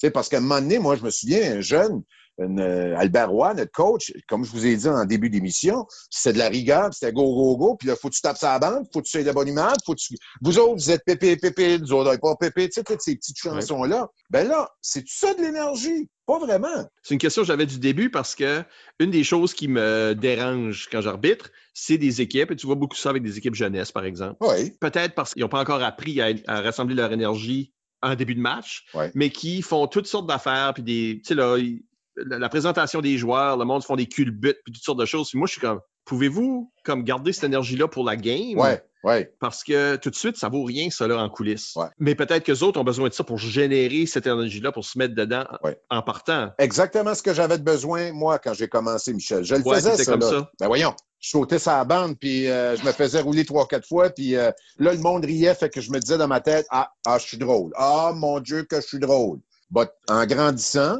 puis en rencontrant des mentors, comme tous les grands noms que je t'ai nommés, puis en rencontrant plein de monde, puis en sortant de chez nous, en sortant d'Edmundston, en voyant des joueurs de la péninsule, des joueurs du Sud-Est, des joueurs du Québec, des joueurs de l'Ontario, tu sais, d'un peu partout, leur style, leur façon de voir l'impro, leur façon d'amener l'impro, de façon de faire avancer les impros, la façon de puncher, tout rentre en ligne de compte pour moi. Puis j'étais un grand observateur, moi. C'est le même que j'ai appris. J'ai appris de par mes erreurs. Parce que j'aimais pas apprendre vraiment tu sais, comme lire, apprendre. Non, j'apprenais de par mes erreurs. Puis de me faire mettre à ma place une fois de temps en temps. Je dis pas que c'est ça qu'il faut faire aujourd'hui, puis prendre le jeune et dire, hey, toi, je te mets à ta place. Je dis juste qu'à un moment donné, canaliser son énergie, c'est la chose la plus importante. Il y en a que oui, ça va être de sauter, puis de se laisser aller, puis brûler de l'énergie parce que t'en as trop, versus d'autres qui sont comme grounded, qui sont assis sur le bord du banc. Ça dit pas un sacré mot, ça. Du tournoi, c'est assis là, mais quand ça embarque sur la patinoire, par exemple, c'est efficace sans bon sens. Tu sais, j'en ai connu tout plein de ça. Tu sais, ça fait... Moi, je pense que je suis très low energy comme joueur. Je suis low energy jusqu'à temps que je rentre. C'est ça. Mais moi, j'ai appris à compartimentaliser ça, par exemple. Ça fait, moi, je me dirais, j'ai pas besoin d'être excité tout de suite. Je vais être fatigué. Anyway, je suis trop vieux, là, je vais être fatigué. Ouais, c'est ça. Non, là, tu peux plus bouger avant d'embarquer, là, tu vas dire. Non, je peux plus me rendre à 8 impro, là, moi, là. Fait que... Tes genoux. C'est ça, une mal de dos, là. Fait que, tu sais, tu veux juste le garder pour ce moment-là, quand tu peux jouer. Puis si t'es capable de le switcher on puis off, ben tant mieux. Mais il y a du monde, il faut qu'ils se gardent aller, là, qu'ils se gardent excités même sur le banc. Moi, Michel, là, même les matchs qu'on jouait au Frolic, là, OK, en avant de 50-60 personnes, puis c'était plein, là. J'étais assez sénère. Hey, j'allais à la salle de bain avant, moi, là. J'allais faire le number 2, là. Je veux pas vous... Excusez-moi, là, mais j'étais sénère. J'en shakeais. Mais c'était ça qui me drivait. L'adrénaline. Puis là, quand le public se mettait à applaudir, puis que l'animateur criait haut et fort, l'énergie, là, j'étais boosté au coton, là. Puis j'étais prêt, là. J'étais prêt à jouer. Puis je voulais embarquer. Je le disais aux joueurs, je veux embarquer, je veux embarquer. Des fois, c'était peut-être bien un petit peu trop, mais je venais toutes ces nerfs. Puis le feeling n'était pas bon, mais il était bon. Tu sais, c'est comme un peu comme entrer sur scène ou faire un spectacle dans n'importe quelle discipline ou encore quelqu'un qui travaille dans un domaine où ce qui doit faire des espèces de présentations orales devant des je ne sais pas, moi, des ministres, faire des présentations devant de gens influents. Tu viens ses nerfs, tu viens crisper, puis tu sais plus, tu sais pas. Ben moi, là, je devenais de même, mais en même temps, aussitôt que mon nom sortait, là, pouf, l'énergie venait, là. Puis je le savais que j'allais passer une belle heure à jouer. Je le sentais, je le feelais. Ça, l'énergie, tu le feels, tu le sens. C'est toutes tes émotions-là là, qui te gravouillent en dedans. Là. Tu le feels, puis tu le sens, puis tu veux bien performer, puis tu veux donner le meilleur de toi. Puis des fois, on se donne énormément trop de pression, là, j'avoue. Là. Mais en même temps, moi, c'est le même que je me drivais. Puis comme tu dis, il y en avait d'autres, comme toi, par exemple, que tu sais, Michel est calme. Mais Michel était moins calme quand il tombait sa patinoire, par exemple. Il se laissait aller. Le focus que l'énergie te donne, quand vous trouvez qu'un joueur pense terriblement vite, parce que ses réponses sont du tac au tac. Il y a de l'énergie là. Ah, absolument. Parce que quand t'en as pas d'énergie, c'est là que t'es slow, c'est là que t'es pas capable de penser à quelque chose, t'es léthargique. C'est plus que juste du physique, c'est vraiment tout ton mental joue là-dessus aussi. Puis je vais te dire de quoi. Je trouve que se faire confiance égale énergie. Ah? C'est-à-dire que avoir confiance en soi, c'est difficile dans la vie de tous les jours. On se remet en question dans n'importe qu'est-ce qu'on fait dans notre vie. En tout cas, moi, je l'ai fait souvent, hein, puis je pense que je suis pas le seul. Se remettre en question, je suis bon, je suis pas bon, je suis ci, je suis ça, tu sais. Alors, moi, je me faisais beaucoup confiance dans ce temps-là. Peut-être moins aujourd'hui, je sais pas. Non, je me fais quand même confiance, mais j'étais jeune et innocent, hein. Et puis, les gens semblait aimer ce que je faisais, donc ça m'avait amené une certaine confiance. Peut-être que je suis allé un petit peu trop loin dans la confiance, je suis d'accord, mais ceci étant dit, avoir cette confiance-là en dedans de soi-même amène cette énergie-là, je trouve. De ne pas avoir confiance en soi, j'en rencontre, je travaille dans le domaine des parcs Nouveau-Brunswick, je gère énormément d'employés, puis je vois que plus que la moitié de mes employés ne se font même pas confiance. Quand tu te fais pas confiance, ben, je trouve que l'énergie est jamais à 100%. Fait que des fois, c'est pas de se faire confiance dans le sens de se dire, je suis bon, puis je suis ci, puis je suis ça. Non. C'est de se laisser aller. Laisse-toi aller là-dedans. Fais-toi confiance. Tu seras peut-être pas le parfait, tu seras peut-être pas le meilleur, tu seras peut-être pas ci, peut-être pas ça, puis blablabla, blablabla. Laisse-toi aller, fais-toi confiance, puis ton énergie va prendre le dessus là-dedans. Puis elle va t'amener où il faudrait que tu ailles en jouant. Ça peut t'amener à explorer tout plein de choses en impro. Moi, je trouve que ça rime avec énergie. C'est-tu ça que tu dirais à la question à Alain Degrasse qui demande est-ce que c'est possible de jouer avec l'énergie si c'est pas inné? Est-ce qu'on peut développer cette capacité-là? Avec la prémisse de ce qu'on disait, on dirait que tout le monde a une énergie. Fait est-ce que c'est juste que la personne ne le réalise pas qu'elle a cette énergie-là? Ah, la personne, fort probablement, ne le réalise pas, mais ne se fait pas confiance, puis veut pas essayer d'apprendre l'impro. Comment de fois on en a vu des joueurs, puis on se disait, il pourra jamais faire ça. C'est sûr qu'on lui a peut-être pas donné la chance ou on l'a peut-être pas côtoyé ou dit, garde, moi, je le faisais pas, là, en début, OK? J'étais pas là. J'étais pas là pour aider mon prochain, là. Je vais être honnête, là. Je voulais jouer de l'impro puis je voulais me faire remarquer. But, après un certain recul, si j'avais pris cette personne-là par les bras, j'aurais dit, garde, tu devrais faire ça à la place. Oui, je pense que tu as ça dans toi parce que pas juste en impro avoir de l'énergie, c'est dans le travail que tu fais au jour d'aujourd'hui ou dans les études que tu fais ou dans les disciplines sportives ou dans les disciplines culturelles que tu fais dans ta vie, il y a un niveau d'énergie. Mais il faut que tu apprennes à développer ça. Puis si tu aimes la discipline que tu fais, que ce soit de l'impro ou quoi d'autre, ça va venir naturellement. L'énergie. Si tu n'as pas d'énergie en impro et que ça ne fonctionne pas, c'est peut-être juste pas ton cheval de bataille, c'est peut-être pas ta bonne vocation, peut-être que tu es meilleur dans autre chose, mais de l'énergie, tout le monde en a, ça c'est définitif, sinon on se lèverait pas le matin. Alain, c'est Alain. Il amène ça parce que en impro, est-ce que je peux avoir cette énergie-là? Je pense que oui. Est-ce que tu peux être un bon improvisateur? Peut-être pas. Je veux dire, attention, là. C'est pas parce que tu as de l'énergie, puis tu as de la bonne énergie, puis tu es rempli d'énergie, puis tu utilises bien ton énergie, que tu as le côté comique aussi.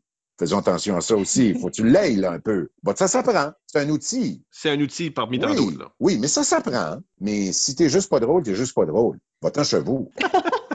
Non, c'est pas vrai, là. Je fais... Mais qu'est-ce qui va faire les dramatiques que tu veux pas faire? Hein? Ouais. Non, OK, ça C'est pas qu'ils voulaient pas les faire. Je pouvais juste... Ouais, c'est ça. C'est pas que je voulais pas le faire, c'est juste que c'était pas ma tâche de thé. Tiens. Je veux ramener Isabelle Godin dans la conversation parce qu'elle demande comment est-ce qu'on ramène un match qui manque d'énergie? Oh! Là, donnons-nous une responsabilité. On a dit que c'était la tâche de tout le monde, mais mettons qu'il y a du monde là-dedans qui n'ont pas l'expérience ou traînent de la patte ou il y a quelque chose qui se passe dans leur vie. Quelque chose arrivé qui a tanké l'énergie. Ouais. Puis toi, tu sais que t'en as beaucoup, boum. De quoi, ça? De l'énergie. Tu sais que t'en as beaucoup, tu vois que le match n'a pas d'énergie. Ouais. Est-ce qu'il y a quelque chose que toi, un individu, peut faire? Ben, c'est d'embarquer peut-être plus souvent, que tes coéquipiers. C'est ça qui arrive, hein? Ben, c'est ça qui arrive. Automatiquement, je pense que c'est ça qui peut arriver dans un match d'impro. Celui qui connaît un bon match dans ce match-là, le match présent, va prendre un petit peu de plus de place. C'est un peu comme, excusez-moi, je fais encore référence au hockey, mais un joueur a fait 2 passes, il a scoré un but, son niveau d'énergie beaucoup plus que celui qui a perdu la rondelle 12 fois dans le match. Fait que le coach va faire jouer son joueur qui est un petit peu plus, qui est primé, là, qui est dedans, là, comme on dit. Là. Bon, là, attention, parce que au secondaire et tout, on veut faire jouer tout le monde, on veut donner l'opportunité à tout le monde. Puis tu sais, il y a tout ce côté-là aussi de donner l'opportunité à tout le monde de jouer. Mais si dans un match d'impro, selon moi en tout cas, qu'il y a une baisse d'énergie, ben il faut se parler. Puis il faut se poser la question, est-ce que j'aime ce que je fais en ce moment là? J'ai-tu du fun? Est-ce que j'ai du plaisir? Même si on gagne pas.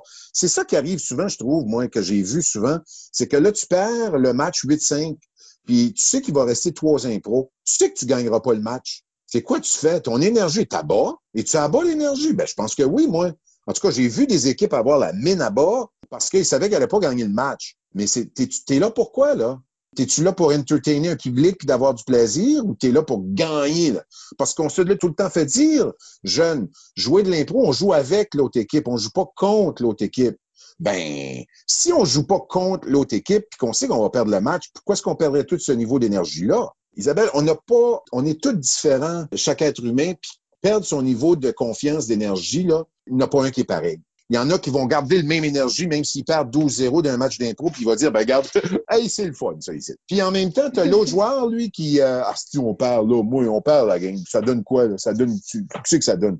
Ben lui, il a perdu son niveau d'énergie. Ben j'aime mieux l'autre, moi, là. J'aime mieux l'autre qui est content de perdre, mais qui va perdre en jouant peut-être une maudite bonne impro. La dernière, elle est bonne, c'était la meilleure impro qu'il a joué. Mais il a perdu le match pareil. C'est difficile, je trouve. C'est difficile parce que perdre toute l'énergie, si l'équipe perd toute son énergie, difficile à remonter. Puis moi, Éric Morneau, j'ai pas la solution. J'ai pas la réponse parfaite aujourd'hui. Mais ce que je peux dire, c'est que je serais du type à vouloir essayer d'encourager les autres joueurs puis leur dire, hey, on est ici, on a du fun. On est là, on a du fun. On improvise. On a la chance d'improviser n'importe quoi puis de faire n'importe quoi avec un thème. Y a-tu de quoi de plus trippant puis de le fun que ça? Ben, si tu recules à la base, c'est-à-dire de jouer sur un thème qu'on te propose, ben automatiquement, tu devrais avoir du fun. Si tu as du fun, l'énergie va être là. Impro par impro. Voilà, une par une. Puis oui, s'il y a un joueur qui passe son temps à dire « Ah, je suis pas dedans, je suis plus là, ça me tente pas d'embarquer », ben force-le pas non plus, parce que c'est définitif qu'il n'aura pas l'énergie. Fait que tu vas chercher l'autre qui dit « Hey, moi, je vais y aller, moi. » Ben garde, go.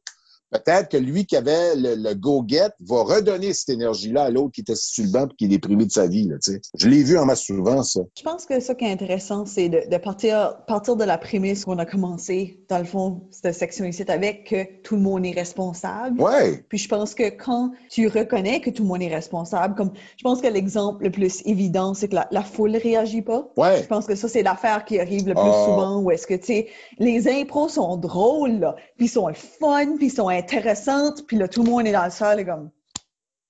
Puis c'est comme ouf. Ben, je pense que c'est aussi de pas voir comme ben les joueurs ont besoin de stepper up. Mais c'est aussi, tu sais, peut-être que le DJ va faire sûr qu'il met de la musique beaucoup plus upbeat puis pompée. Peut-être que le MC va ajouter un petit peu plus de jus à ses annonces, essayer de monter l'énergie du monde.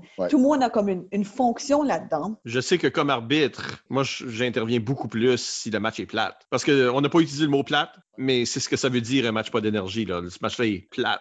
Fait que prends la place que tu es capable de prendre si toi, tu sais que tu as... Mais c'est ça. Toi, tu es responsable de ta propre énergie. Puis mon cheval de bataille des dernières années, ça a beaucoup été le mind killer, ce que j'appelle le mind killer, qui est n'importe quelle chose qui te contrarie qui te fait penser à autre chose que la prochaine impro. Ouais. Donc, la prochaine impro est importante, mais le point n'est pas important. Ta vie qui va pas bien n'est pas importante. Ta fatigue n'est pas importante. Ton test demain n'est pas important. Tout ce qui est important, c'est la prochaine impro. Public riposte, c'est pas important. Tout ce qui est important, c'est que tu laisses aller toutes ces choses-là. Il n'y a rien qui draine ton énergie. Là. Ouais, mais t'amènes quelque chose, tu sais, quand tu dis, le public rit pas, c'est pas grave. Mais pour un joueur d'impro, sa raison première, c'est d'obtenir un rire. Puis s'il n'obtient pas le rire, c'est correct une fois, c'est correct 2 fois. Mais strike 3, you're out. Dans le sens qu'à un moment donné, tu fais comme, OK, là, ça n'a pas ri. Fait que quand tu retournes sur le banc, là, tu as besoin d'en avoir de l'énergie. Parce qu'il faut que tu te remotives puis que tu te remettes dedans pour les prochaines impros que tu vas jouer. Parce qu'il faut que tu te mindset en te disant, là, c'est pas parce que j'en ai joué une pas bonne, les prochaines seront pas bonnes. C'est ça. Mais tout ça, il faut que tu fasses abstraction de ces choses-là. Ce que tu as failli de faire, c'est transférer ton énergie au public. Le public t'a pas récompensé, tu sais, là. Fait que c'est toi qui fais quelque chose de mal. Puis je pense que le plus nocif, c'est quand ce manque d'énergie-là se transmet pas juste d'une impro à l'autre, mais aussi d'un match à l'autre. Ouais.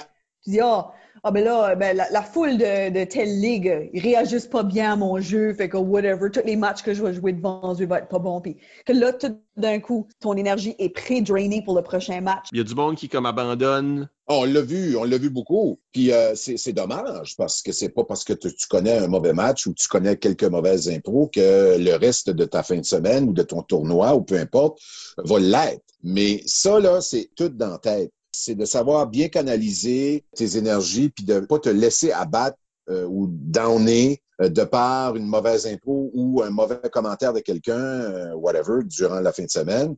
Il faut que tu sois fait fort. Puis c'est pas tout le monde qui a ça. Il y a des gens qui sont comme défaitistes beaucoup, qui disent « moi je rebois, puis j'abandonne ». C'est bon d'avoir des bons coéquipiers qui voient l'autre côté de la médaille, qui voient le verre à moitié plein au lieu d'être à moitié vide. T'sais. Ça fait que c'est quand tu es entouré d'une bonne équipe, ça paraît. Ça paraît, puis ça aide énormément. Puis Michel, puis Isabelle, je vais juste dire de quoi, c'est que dans les dernières années, pas cette année à cause de la COVID et tout, mais dans les dernières années, j'ai eu l'opportunité de coacher des équipes de primaire. OK. Des élèves de 6, 7, 8e année. J'ai coaché l'école du Carrefour de la jeunesse ici à Edmundston. Puis, si tu veux avoir des enfants qui se découragent extrêmement vite, tu vas aller au primaire voir ça. Parce que ces jeunes-là voient ça, voient comme en faisant une petite impro qu'ils font rire une fois, pensent que du jour au lendemain, ils sont là.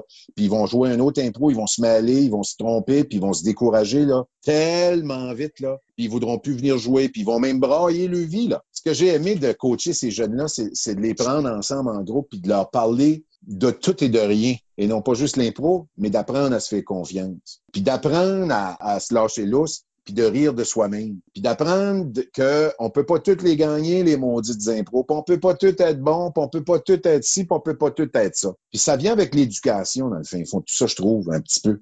Fait que l'énergie vient de l'éducation, un peu de ce qu'on a vu de notre passé, de ce qu'on voit de notre présent, puis ce qu'on s'attend de notre futur, puis peut-être bien rendu loin là, dans ma philosophie, là. Mais ce que je veux dire là-dedans, c'est que j'ai vu ces jeunes-là perdre l'énergie, là, comme tu peux même pas t'imaginer. On a fait les petits tournois pour les tournois régionaux pour pouvoir se rendre au Jeux de l'Acadie. Puis les 2 fois que j'ai coaché, les 2 fois on s'est rendu en finale puis on a perdu. Puis les 2 fois, j'ai vu en mi-match que je savais qu'on allait perdre parce que les jeunes étaient juste plus là, plus d'énergie. Puis là, entre les périodes, je les amenais en haut du local D104 ici, puis je disais, gars, vous n'avez plus d'énergie, on gagnera pas, puis moi, l'autre a joué une meilleure impro, puis là, moi, je me suis trompé, puis là, j'ai parlé pendant telle affaire, j'ai eu une pénalité, puis là, je leur dis, gars, c'est correct, c'est un jeu, on a du fun, faut avoir du plaisir. Puis oui, t'as parlé avec whatever, puis t'étais pas supposé de parler, t'as eu une pénalité. C'est drôle. Tu le feras plus la prochaine fois, tu sais, comme, tu comptes, tu sais, t'apprends, t'es en mode apprentissage. Ben, garder toutes ces énergies-là pour ces jeunes-là, c'est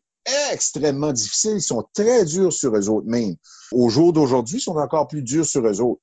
Ça fait imagine juste, dans le temps qu'on n'avait pas du monde comme moi qui va coacher là, puis qui coach là, puis un autre coach, puis un autre adulte, puis un parent, pour parler avec ces jeunes. Ça commence jeune. À leur montrer de canaliser cette énergie-là, d'avoir cette énergie-là dans le jeu de l'impro. Ça commence très jeune. Ce que je trouve super intéressant en reliant ça aux plus jeunes, c'est que tu as beaucoup parlé de confiance. Oui. Comme quoi, l'énergie, c'est la racine de la confiance c'est la racine de l'énergie. En tout cas, je pense que c'est les deux, c'est commutatif. Mais quand tu étais jeune, il y a un moment donné où juste être jeune, ça mine ta confiance. Oh mon Dieu, oui. Une des choses qu'on apprend en devenant adulte, c'est un peu plus qui on est. Oui. Donc, avoir confiance dans qui on est parce qu'on se connaît. Oui. Puis on connaît notre jeu comme joueur d'impro. Puis quand tu es jeune, tu n'as pas encore ça. Donc, c'est facile d'être bouleversé, comme par exemple au primaire, au secondaire. C'est une autre histoire de devenir adolescent là, dans tout ça. Fait que, est-ce qu'on est à l'aise avec soi-même? Je veux ramener ça à un commentaire que Christian Chouinard, un de tes anciens collègues d'impro, a fait. Il était dans notre saison de catégorie libre pour parler de verbomotricité. Oui. Donc, le joueur inverse de qu'est-ce que t'es. Oui, absolument. Il trouvait ça intéressant de parler aussi de jeu physique. On a beaucoup parlé de jeu physique dans cette affaire-là. Et à quel point du jeu physique prenait qu'il fallait être à l'aise avec son corps. Que si tu as des complexes, tu trouves, je sais pas, trop maigre, trop gros, trop quoi que ce soit, tu vas avoir tendance à moins faire de physique parce que peut-être que t'es pogné. Des choses comme ça. Et quand il pense à Boom, c'est ça son commentaire. Quand je pense à Boom, je pense au contraire. Ce type-là était à l'aise avec son physique et ça paraissait. Il s'en servait pour énergiser non seulement l'impro, mais tout le match. De l'hymne national aux poignées de main à la fin. Donc, ça, c'est un petit compliment en ta personne.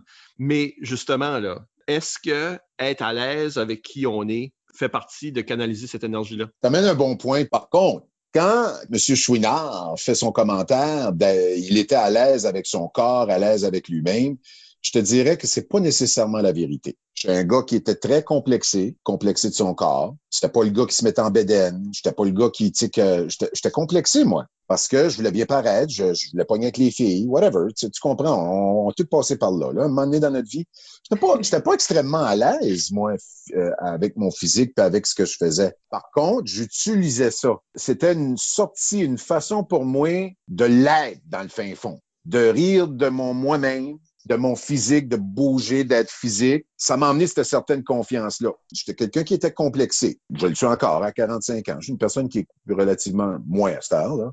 Mais je veux dire, quand tu es jeune, plus jeune, ben, tu sais, c'est toute une question d'image. Mais ce que je veux dire, c'est que je l'étais un peu, mais je le démontrais pas trop. J'utilisais beaucoup mon physique, puis les gens me reconnaissaient par ça. Alors, je me disais toujours, ben, c'est ma force. C'est pour ça que je réussis à faire, disons, l'équipe étoile. Puis je vais continuer à focaliser dans ce que je suis bon. C'est sûr que ça m'amenait cette énergie-là de vouloir cacher ça, ce côté-là, ben, qu'en même temps, ben, ça me rendait comme bon joueur physique. Je sais pas si tu comprends un peu, là. Non, je suis d'accord avec ton désaccord avec Chouin. Ouais. Dans le sens où... Ben, dire la phrase « un improvisateur est complexé » est comme le most approprié phrase pour tous les improvisateurs. Évidemment. Mais tu sais, moi, je suis une grande parche, tout ça. Évidemment, j'ai un physique particulier.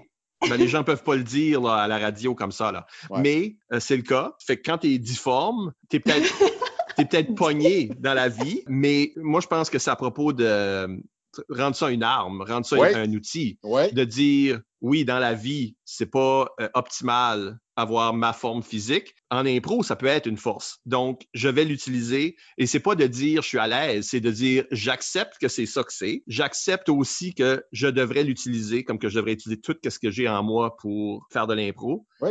Et ça rend ça acceptable. Oui. C'est ce qui te rend complexé et acceptable ça glace. Le monde va dire « Ah, c'est drôle ça. Ouais. » Là, ils vont tout le temps rire de toi, Boom. Mais...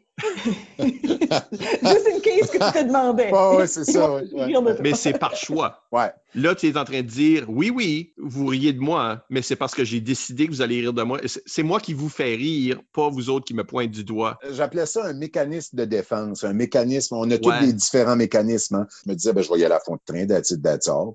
Je le savais que j'avais pas le plus grand des vocabulaires.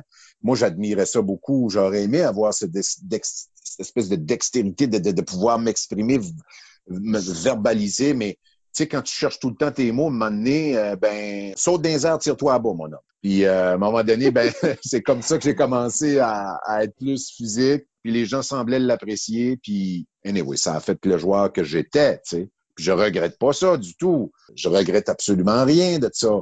Ça a été toutes que des belles expériences. Mes meilleurs souvenirs viennent de l'impro, c'est that's it, tu sais. Ben, je pense qu'il y a quelque chose d'intéressant avec la spécificité de comme notre personnalité à mesure qu'on vieillit. Ouais. Je pense que quand on est jeune, à m'amener, typiquement, c'est comme en troisième, quatrième année, où est-ce que là, on a beaucoup plus comme une conscience du groupe, puisque là, tu es comme une entité séparée qui existe avec d'autres entités séparées beaucoup plus. Tu vois ça beaucoup plus comme ça. Ouais. Puis c'est à ce moment-là que tu reconnais la différence. Moi, je suis comme ça, l'autre est comme ceci, l'autre est pas comme ceci. Puis je pense qu'en vieillissant, c'est pas qu'on accepte ça autant qu'on reconnaît ça, puis là, on voit la valeur dans ça, puis on voit comment manager ce qu'on n'a pas, puis comment balancer ces choses-là. Puis je pense qu'en impro, ça, c'est des outils qui sont extrêmement importants parce que tu veux pas non plus que ça te limite, mais tu veux quand même mettre de l'avant la version valorisée de cette qualité-là. Absolument. Puis c'est pour ça, je pense qu'à un moment donné, une bonne équipe était formée de 6 joueurs, disons, avec chacune de ces personnalités. Puis quand tu étais capable de trouver ou, disons, d'avoir ces 6 joueurs-là, comme une bonne recette, là, tu sais, un petit peu de ci, un petit peu de ça, un petit peu de ci, un petit peu de ça, puis tiens, voilà, tu as un plat qui est savoureux, ben, tu avais une équipe savoureuse. C'était savoureux de regarder des équipes jouer et aller de par leurs différentes personnalités puis de leurs différentes énergies qui faisaient un. T'sais. Puis voir ça dans ce sens-là, c'est intéressant parce que je pense que quand les gens imaginent des joueurs avec de l'énergie, imaginent rarement un groupe, imaginent comme ça, c'est le un joueur qui a de l'énergie dans l'équipe. Ouais. Ils voient pas ça comme c'est un tout, là. L'équipe forme une énergie globale où est-ce que chacun joue à sa fonction. Là, t'sais. Ben, un joueur on va dire, ce gars-là ou cette fille-là, ce joueur-là, il y a de l'énergie. Ben, il y a de l'énergie parce que c'est sa personnalité. On côtoie tous des gens, des fois, il m'a drainé solide, lui. Il est drainant, là, tu sais, parce qu'il note tellement. Mais ça veut pas dire qu'il y a plus d'énergie que celui qui était assis à côté, qui a pas dit un mot mais il va emmener une autre type d'énergie, une autre sorte d'énergie. C'est un mot large, je pense, énergie. Puis peut-être que toi, tu es le joueur qui va construire l'impro, qui va établir l'impro, qui va placer l'impro avec une certaine énergie, puis que tu as l'autre qui a beaucoup de l'énergie, qui est beaucoup plus physique, qui va venir puncher, qui va venir ajouter, qui va venir agrémenter l'impro, qui va faire avancer une coche de plus, qui va bifurquer ça, qui va emmener ça ailleurs. Mais si ça n'avait pas été de celui-là au début, avec ce type d'énergie-là, ben ça serait peut-être pas rendu aussi loin comme impro, peut-être. T'sais. Il y a des gens qui ground le caucus. Ouais. Et tu les remarques pas sur la glace après, mais qui ont amené un caucus intéressant, des idées intéressantes, ben, c'est de l'énergie. Cette énergie-là est emmenée là. Il a pensé, il a tout gardé ça en dedans, puis là, il partage avec ses coéquipiers. C'est une forme d'énergie, ça, je trouve. C'est une forme de soutien, d'appui, de collaboration, de partage. Tu sais, tout ça vient que s'il n'y avait pas eu cette énergie-là à vouloir amener ça là, c'est mieux de rester chez eux. Encore une fois. Moi, je répète ça. À chaque fin de phrase, je devrais dire tout Restez ça. chez vous. Restez chez vous. Non, c'est aussi mieux de rester chez vous. En temps de pandémie, ça s'applique pas mal beaucoup. Mais, chaque phrase devrait finir par ça. C'est aussi mieux de rester chez vous. Reste chez vous. Il nous reste juste quelques minutes. Ah, ben là. On fait des questions éclairs. Questions éclairs, Michel. OK. Justement, parce que je veux qu'on puisse te relayer les questions là, par des anciens collègues. Je trouve ça le fun. Oui. Comme Régent Claveau, par exemple, nous envoie une petite note. Je l'aime, Reg. J'ai tellement eu de plaisir avec lui. Ben, je pense que lui aussi, parce qu'il dit, c'est pas vraiment une question, mais c'est clair que c'est un joueur qui m'a beaucoup influencé. En tout cas, influencé mon jeu avec son énergie, son incroyable physique. Il est comme le Energizer Bunny de l'impro. Je l'ai pas lu, il y avait 3 points d'exclamation. Je l'ai pas lu comme s'il y avait trop plein, mais il y en avait 3. Ouais. De façon très humble, je suis d'accord avec lui. Parce que je l'ai senti que Régent, on avait une belle complicité ensemble, puis même hors de l'impro, comme personne, on s'est liés d'amitié. Ça n'a pas été longtemps notre amitié parce que l'année suivante, je suis déménagé à Montréal pour l'école de l'humour. Mais vous savez, des fois, il y a des gens qui vont pas être longtemps dans ta vie, mais qui vont marquer ta vie. Ben, Régent Claveau, ça en est un. J'ai toujours aimé je trouvais que c'était un bon sidekick. À chaque fois que je faisais une impro, je savais qu'elle allait être physique, qu'on allait jouer des rôles de détective, policier, des rôles très physiques avec des fusils, puis qu'on allait sauter d'un bord puis de l'autre. Moi, je tapais Régent, puis Régent, lui, il savait, puis on suivait. Fait que je l'apprécie beaucoup, Régent. Je l'aime bien. Rapide question de Yves Doucette. est-ce que ta façon d'utiliser l'énergie dans un match d'impro a influencé ta façon d'utiliser l'énergie dans les autres facettes de ta vie? T'es tout le temps de même, toi? Absolument. Absolument. Moi, mes ex-blondes, parce que je suis célibataire en passant, mon numéro de téléphone, c'est 73. Non, c'est pas vrai. C'est que, ce que je veux dire, c'est que même la mère de ma fille, à un moment donné, ne voulait plus aller faire l'épicerie avec moi parce que elle disait, ça n'a pas de maudit bon sens, on va faire l'épicerie, ça prend 3 heures, tu parles à tout le monde, la gueule t'arrête pas. J'aime parler avec les gens, j'aime jaser avec les gens, j'aime questionner les gens, savoir ce qu'ils font, d'où tu viens, qu'est-ce qui se passe. It's not about me, dans le sens que, tu sais, je me souviens, Yves, je l'aime beaucoup, Yves, c'est un mentor, soit dit en passant. Yves, ça a été vraiment la personne, en tout cas, qui m'a beaucoup aidé, sans qu'il sache, je l'ai toujours admiré. Puis autant l'improvisateur que la personne qui est. J'ai eu du grand respect pour tout le monde. Puis moi, je me souviens, à un moment donné, je l'ai revu dans un beer fest. Ça faisait plusieurs années qu'on ne s'était pas vu. C'est comme si c'était hier. Puis qu'on s'est mis à jaser l'énergie, puis tout ça. Puis, non, j'ai encore le même type d'énergie. Je dirige plusieurs parcs provinciaux en ce moment. Puis quand je rencontre mon équipe, j'amène beaucoup d'énergie. J'essaie de les motiver. J'essaie de leur faire vivre des belles expériences dans le travail qu'ils font, mettons. C'est grâce à l'impro. C'est grâce à l'impro, c'est pas inné, tu penses? À cause de l'impro, j'ai été capable de canaliser ça, ces énergies-là. Moi, j'étais un left and right, je sautais d'un bord puis de l'autre, j'avais du plaisir ici puis ça. Mais en même temps, avec l'impro, ça m'a appris il y a des temps pour être ridicule et des temps pour être sérieux. Moi, l'impro, ça a changé ma vie. Ça m'a amené à découvrir plein de choses. Je suis allé vivre des expériences à Montréal. Je suis tombé dans le domaine de la radio pendant 18 ans, puis si c'était pas de l'impro, j'aurais jamais fait de radio. Je vous le dis tout de suite. Ah oui. Alors, tous les gens que je connais qui ont déjà joué de l'impro, là, puis qui font des métiers, là, qui ne sont pas nécessairement dans le domaine des arts ou de la culture, mais qui sont dans le domaine de l'ingénierie, puis qui sont obligés de faire des présentations, là, puis qui sont obligés de présenter un méga projet, là, ben, prendre un micro, puis bonjour, ça vient de l'impro. Un médecin qui parle à ses patients, j'ai un médecin qui a joué de l'impro, moi, puis aujourd'hui, il me dit, c'est grâce à l'impro. Natacha Saint-Pierre, la chanteuse, quand elle a commencé, c'est une petite anecdote, je dis ça rapidement, ses premiers gérants, là, quand elle a sorti son premier album, c'était la chanteuse, mais mon Dieu qu'elle avait zéro personnalité sur scène, qui n'était pas capable de parler au public.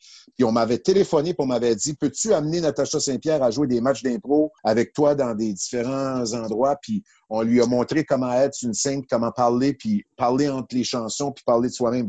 C'est toutes des choses, si ça n'avait pas été de l'impro, que ces gens-là n'auraient pas été capables de s'exprimer à travers un public. Puis moi, je vois ça comme ça. Ah, voilà. Tu as transmis toute ton énergie à d'autres gens. Tu sais, là, on fait partie d'un continuum. Rendu ce qu'on est rendu, je veux dire, moi, la relève, c'est important. Puis je vais dire de quoi prendre la place à toute cette relève-là, puis de leur piler sa tête, puis regarde-moi, c'est beau, je l'ai fait à 20 ans, 25 ans, 26 ans, jusqu'à 30 ans. Après ça, à un moment donné, c'est comme, moi, je suis rendu à un âge où j'ai envie de voir les autres, j'ai envie de donner des conseils aux autres. Je suis pas un donneur de conseils, c'est pas ça que je dis. Je dis juste que j'aime voir ce qui se fait ailleurs, j'aime voir les jeunes s'épanouir, j'aime voir les nouveaux, tout ce qui se fait en humour. Je suis loin de l'humour dernièrement, mais en même temps, je regarde tous les jeunes stand-up, tous les nouveaux, même Yves, tu sais, je les regarde tous, puis je les admire tous, parce que c'est pas facile ce qu'ils font.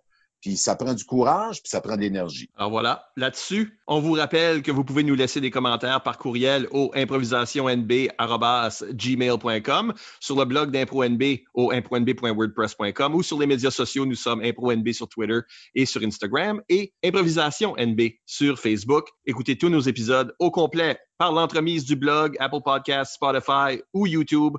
Encore une fois, merci à Boom pour s'être prêté à l'exercice. Ça m'a fait plaisir. Merci de m'avoir invité. Puis je salue tout le monde. Merci Isabelle. Merci Michel. Et à la prochaine pour un autre entretien avec une vedette de l'improvisation. T'es famous. Holy snaps and a hat.